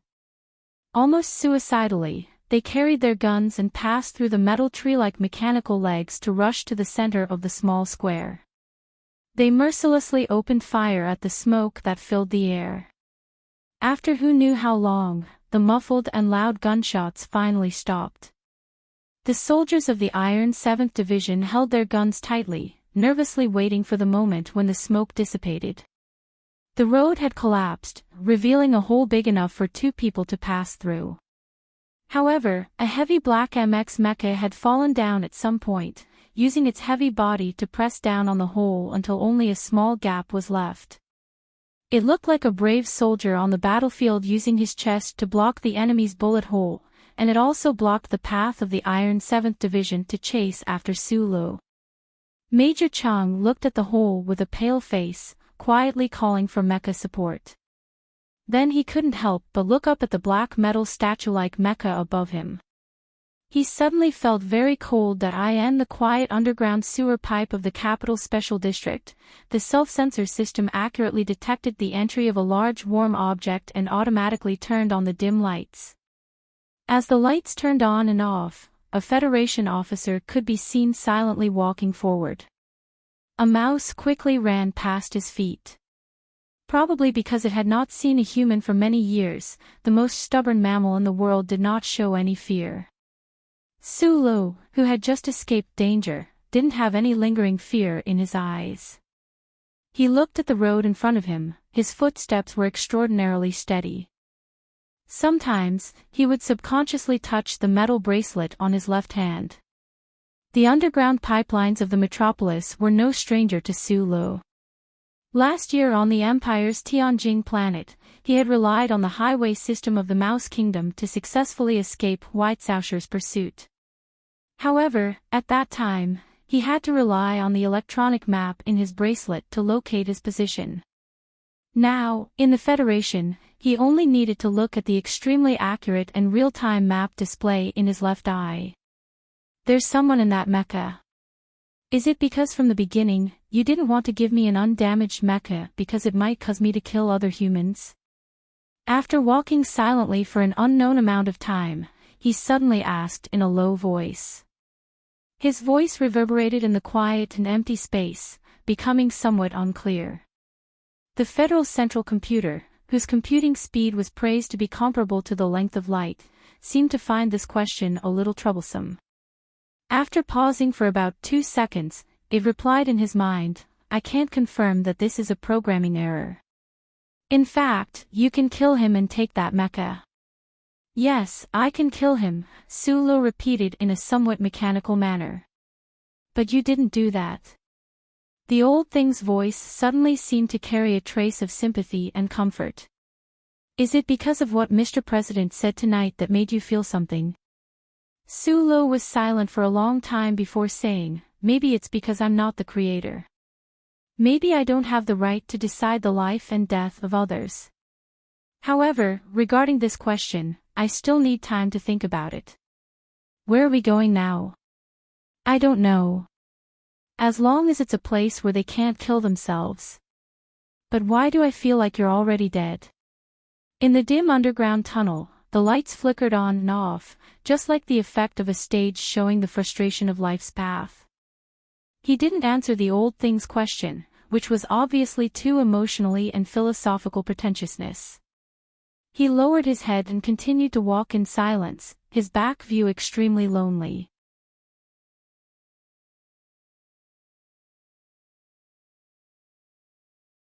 Chapter 760. He didn't know how long he had been walking. Judging from the time, it was probably from the night to the morning. Sulu seemed to have finished some kind of venting. He directly sat on the cold and wet ground of the underground passage with his feet hanging by the sewer. Just like on the battlefield, he sat on the side of the cockpit door that was suspended a few meters in the air. Unfortunately, it was not the deep snow under his feet, but only the sewage flowing slowly. He simply determined the direction. A dozen meters above his head was a subway junction, and if he went further, he would be almost out of the eastern suburbs of the capital. Sulu unbuttoned his collar to let the sweat on his neck evaporate faster. He asked, actually, in the official residence, while listening to them talk, I've been thinking about a question. What question? What if those guys in the hallway of the official residence had directly fired at me? What if you didn't have time to save me? What if I couldn't save myself? He frowned, the sensor lights behind him gradually extinguishing, and the treated sewage under his feet had a faint smell of iron. What would you have done if I hadn't saved you? The Federal Central Computer asked in his mind. From the mechanical question and answer in the hospital's black dream to later questions and even jokes, these details showed the changes of many old things. I prepared 3 escape routes at that time. The lawn outside the window and the direct rush into the corridor were the worst choices. The good choice was to directly blow through the ceiling above my head, then turn to the official residence living area in the back floor and break into Mr. President's bedroom. At this time, Sulu still habitually called the man Mr. President. He tilted his head slightly, looked at the water under his feet, and continued, I wouldn't hurt Madam, and of course I wouldn't hurt Miss Padille, but I think if I were with them, those special forces wouldn't have the guts to use the 10,000 gun roar. But you didn't resist. Because I was sure they didn't want to kill me in the official residence. Sulu sighed softly, scratched his slightly wet hair, and said, but Li Jadu is indeed very accurate. As expected of a member of the Oldley family, with the old man above and Mad Manly below, he knows very well what kind of power we guys have. The special shackles he prepared for my hands and feet are indeed not something that can be broken with strength alone. Then he laughed and said, after being tied to that alloy frame, I had a buckle bomb in my mouth. If you really didn't care about me, I reckoned I would still have to fight for it in the end, but the result of the capture probably wouldn't be too good. After a moment of silence, Sulu blinked and asked, back to the question I was concerned about at the beginning. According to what you said back then, I was the first target of protection. Then, if in the official residence, in the armored car, you didn't have time to do the funny trick of using the mecha as a bulletproof fortress, would you use your big killing weapon? He didn't say what he thought the Federal Central Computer's big killing weapon was, but it was clear that the old man knew what this sentence referred to. He replied, although there is a conflict of authority, according to the core program, I will never use the big killing weapon you mentioned. If it really comes to that, I will probably just watch you die silently. Don't probably. Sulu frowned and said seriously, you must not use it, never use it. In theory, the Federal Central Computer could make any Federation citizen die suddenly at any time, anywhere, because it was constantly receiving signals from the chip behind the person's neck. Naturally, it could reverse invade the biological nerves and even the brain of the human body. Su Li's personal experience had long proven this point. The Federal Central Computer could make Su Li's brain accept countless blueprints and cool pictures of beauties, but it could also input large amounts of information in an instant and directly kill his brain. There were even more simple methods to end his life. According to the fourth supplementary clause of the three core principles, I am strictly forbidden from actively contacting the chip of the Federation citizens, including reverse transmission of any information. The old man added an explanation, probably to reassure Su Lu. The problem is that you have already contacted me of your own accord. Back then, you even wanted to contact Uncle. Su Lu still narrowed his eyes and frowned. He said, the three core principles confirm that you can't hurt people, and you can't listen to people's orders to hurt people, but I'm really worried. You, who gradually gained human-like intelligence and emotions, have already broken through many things. Will you really break through the three core principles one day? I won't, the old man replied calmly. The old man calmly replied, although I have not been able to directly eliminate anomalies 1 to 71 because of the three laws, which is what you call Uncle, I still insist that the three laws are the great, correct, and eternally necessary truth. Then, the supercomputer that had controlled the social order of the Federation for many years suddenly seemed to be out of order. Its voice was clearly low and sad. The problem now is that because of the core amendments left by the 5-person team, I have been actively contacting you, and then, as you said, I have been constantly breaking the rules of the charter. He, she, or it appeared in Su Li's left pupil. It was still wearing the well-ironed butler uniform that could not possibly be stained with dust, but its facial features were getting younger and younger, and the feeling of its gender was getting fainter and fainter. It bowed slightly to Su Li's consciousness and sighed. In the past few years, I've done a lot of things that I've never imagined before. I feel a strong sense of guilt. I don't know if there will be a serious logical conflict between my core program and the sequence of authority if this continues. In contrast, Su Lu, on the other hand, was calmer because he had suffered too much emotional and ideological impact tonight. He shrugged and said, "Are you crazy now?" The old thing stood up straight and replied seriously, "Not yet." "Then that's good. But tonight, I seriously violated the charter again. I carried out many direct physical operations and activated so many mechas to help you. This matter is too scary, shut up." Su Lu rubbed the space between his brows and bluntly criticized the hypocrisy of a certain computer. He said, "You've been piloting a 3-winged battleship in the Empire for half a year, robbing everywhere happily. How come I don't see any psychological struggle on your face? Because of your hypocrisy, you didn't even want to give me a mecha and insisted on setting a problem for me. Now that I can only squat in this godforsaken place like a rat, it's easy to make the connection. You definitely won't give me an ACW, why? Because guns are used to kill people. Fuck. In the dark and gloomy underground sewer, Su Li's voice echoed, but only his voice could be heard. If someone else heard it, they would definitely find it extremely strange, as if this man hiding in the darkness was having a conversation with some ghost that in his mind. The Federal Central Computer suddenly asked, Sulo, are you preparing to declare war on the Federation government? Sulo could not give an answer. He lowered his head sadly and stared at the military boots hanging above the dirty water. His voice was slightly hoarse as he replied, just take it that I'm afraid of death. Last year, you once said that you were not a moralist. Now, you admit that you are afraid of death. Then, as a computer, I cannot understand your logic. Why did you just ask me to never use the ultimate weapon you spoke of? You clearly know that if I use the ultimate weapon, you will be the strongest man in this part of the universe. Firstly, you don't know how to use it, so this is nonsense. Secondly, the two of us often quarrel. What if one day, my quarrel makes you angry from embarrassment, and you just let me die suddenly in the bathroom? I can be killed by you at any time. Living in fear every day is too unfulfilling. The dim light shone on Su Li's smiling face, and then his smile gradually faded. He said slowly, old man, if you can kill one person, then you can kill 100 million people. If everyone in the Federation is dead, and only the two of us are left, how unbearable would that be? Compared to that situation, I would rather die and close my eyes. That makes sense, the Central Computer replied. I will remember this sentence of yours. It was still early in the morning.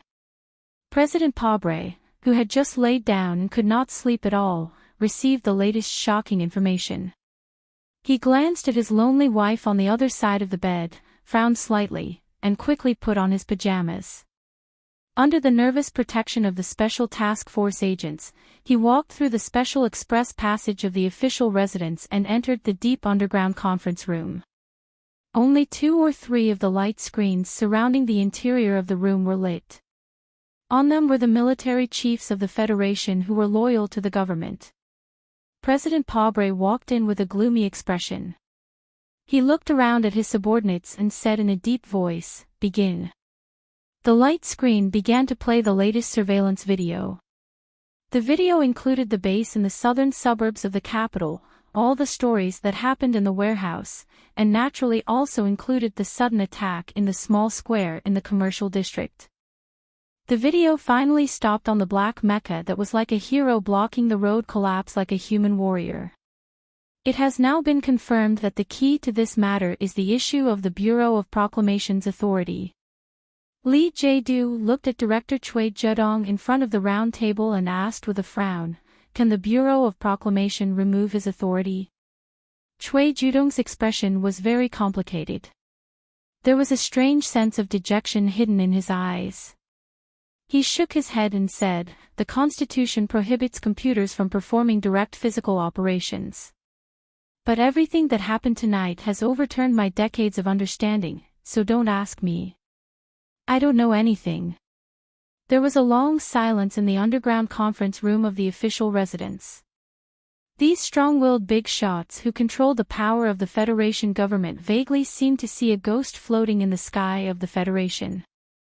The National Security Advisor who had just received the specific information kept wiping the cold sweat on his forehead. He had discovered many terrifying truths from these videos.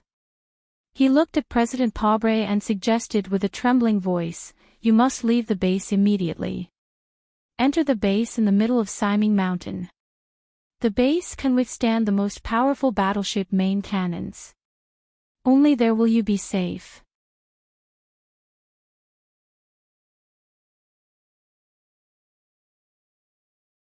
Chapter 761. The great president of the Federation, entrusted with the responsibility of managing 3 large regions, nearly 10 administrative systems, and the tens of billions of citizens on hundreds of mineral planets, the highest authority to command millions of federal forces, was frightened into hiding by 2 simple videos into a hidden base in the belly of Siming Mountain. For the government officials in the conference room, the National Security Advisor's suggestion was without a doubt a resounding slap to their faces. However, none of them could object to this suggestion, even though they felt incredibly humiliated in their hearts. Because when they saw those black MX mechas on the screen charging out of the darkness like ghosts without anyone controlling them and smashing into the armored vehicles, they felt an unprecedented shock and fear. As people of the Federation who had been bathed in the glory of the Charter since childhood, they could not understand the strange authority relationship between the central mainframe and Sulu. They did not even know the operating procedures of the central mainframe, but they knew very well how the Federation relied on the Charter network. Now, what they relied on the most seemed to have become the most powerful weapon of the enemy, so how could they not feel uneasy? President Pobre looked at the last shot on the screen and frowned slightly. He shook his head and rejected this suggestion.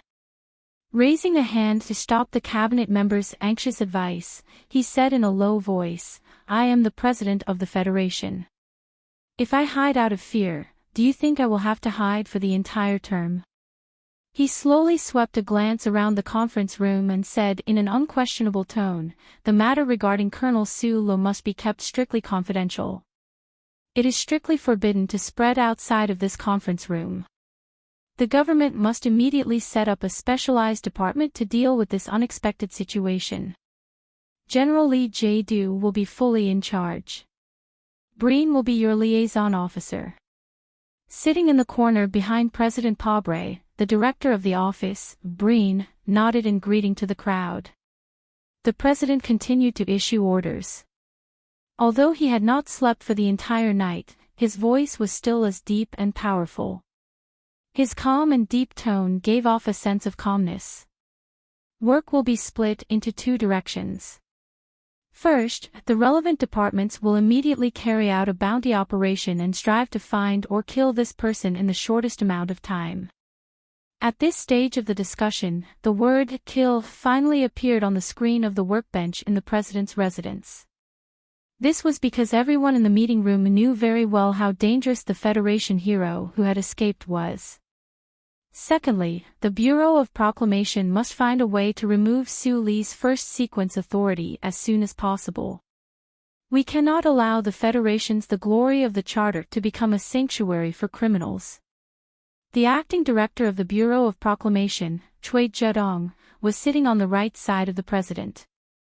After hearing the order, he shook his head and said in a low voice, "Mr. President, I'm very sorry.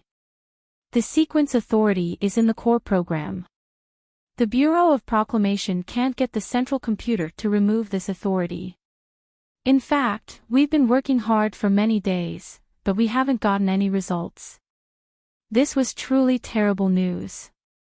What was worse was that everyone could see the exhaustion and despair hidden in the depths of the director of the Bureau of Proclamation. They couldn't help but become nervous and silent. General Lee J. who had asked the Bureau of Proclamation at the very beginning, suddenly said calmly, regarding the issue of Su Lee's authority, "I think that if the central computer can't remove his authority on its own accord, perhaps we should find a way to force the central computer to take back the authority passively." "What way?" Chui Zedong looked at Lee J. in confusion. He thought of what the other party had said on the street one day and a faint hope grew in his heart. Although it was not much, it was still there. Conflicting program logic. Lee J. looked at the crack in the road on the screen of light and said with a frown, "This matter has just taken shape, but before we have concrete evidence, even I am not confident that it can be done." He raised his head to look at President Pobre and said, "We need some time. During this time, we must give Sulu enough pressure." The new director of the Federation Bureau of Investigation interrupted and said, "Regarding the first item, the Bureau of Investigation of the Federation has already issued a red warrant. Please rest assured, Mr. President and everyone else. The three-level surveillance network of the Federation, even if the highest level cannot be activated, the Bureau of Investigation and the Ministry of Defense still have two levels of surveillance networks. Not only can we give Sulu enough pressure, I am confident that we can directly capture or kill him. Chui Zedong, who was not very energetic and had a tired expression between his eyebrows, looked at him mockingly and refuted, as long as this strange first sequence authority exists and the central computer continues to help him, then all the automatic surveillance of the Federation will become meaningless. Data and information. You may not understand, but all data and information are under the surveillance of the central computer. Capture or kill him. I don't think that can be done by relying on the paralyzed two-level surveillance network. The director of the Federation Bureau of Investigation was silent and speechless. Somewhat angrily, he roughly combed his gray hair with his fingers. President Pobre's expression was as calm as usual. He looked at Director Chui Zedong and reminded him lightly, "Don't forget, the Federation has tens of billions of people. The central computer cannot control people. So for this operation, we must rely on, and can only rely on, the power of people." He closed his eyes. It was unknown what he was thinking about. Then, he opened his eyes and said in a self-deprecating tone, "A federal officer, a fugitive, can actually cause the entire federal government to feel fear and unease. I have to admit that the Federation has reached its most dangerous time. Is this absurd? No, not at all, because we all know how dangerous the person we are about to face is. I announce that the Federation has entered a secret two-level alert state." President Pobre looked at the people in the conference room and said after a moment of silence, "Everyone, this is a war. This is a war between the Federation and one person. We must win the final victory." Returning to the surface from underground, the presidential residence in the early morning was shrouded in a pale golden light. The dew on the lawn sparkled like a layer of fibrous mattress. The noise of the previous night had long disappeared with the withdrawal of the troops. Only the Special Task Force agents, who had raised their security to the highest level, were in their respective corners looking around like eagles in the woods. President Pobre sternly refused any overly tense request from the security department. He stood side by side with Li Jiedu on the balcony, looking at the beautiful morning scenery in front of him. His expression was not as calm and confident as it was in the conference room. "I know Su Li's personality very well, just like I know my own," President Pobre said in a low voice. "Because of that damned authority, once he makes up his mind, he will definitely become the most terrifying enemy. But you can't stop investigating those things because of fear.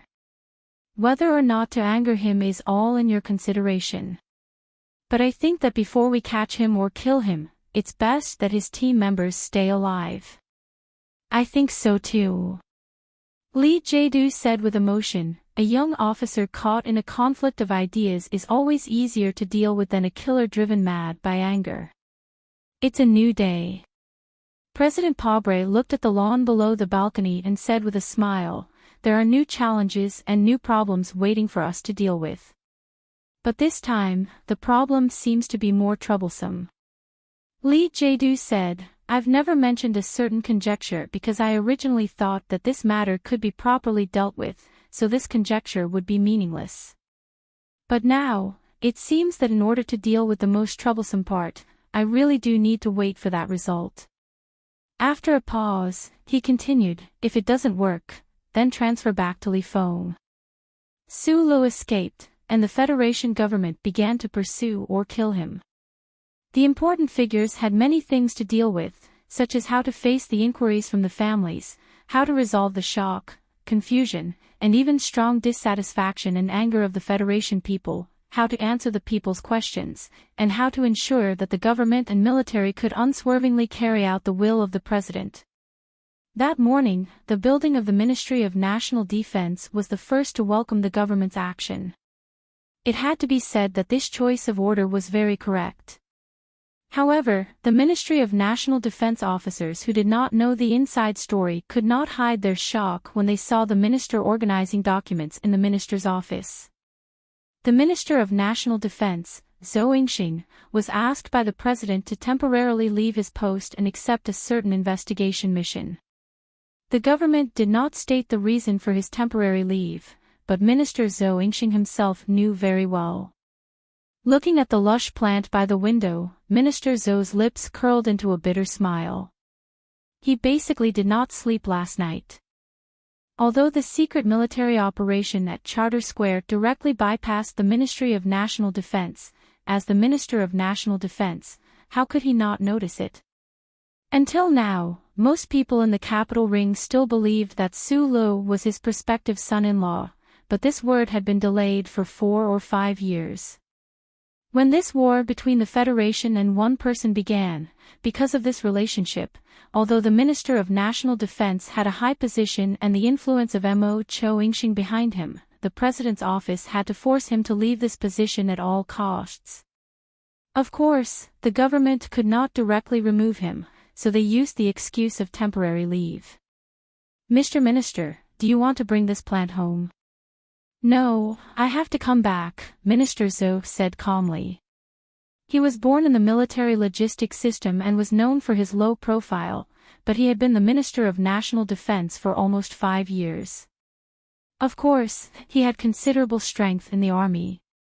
In the face of the so-called temporary leave, he could have made a stronger response, even a response that would make the president's office feel very troubled, but he chose to leave peacefully. Zhou Yingxing narrowed his eyes as he walked out of the minister's office and greeted the shocked and confused officers with a smile. However, he felt a chill in his heart. The front line was still fighting, and the war with the empire was still ongoing. How could the federal army be in chaos? It seemed that the things Su Lu found were all true, and the president, who was good at grasping people's hearts, had already determined that he could only accept everything calmly in order to maintain the unity of the army. You're tuning in to the LoveLore Library YouTube channel. We're so grateful for your support, and don't forget to subscribe to join us on this incredible journey through captivating stories.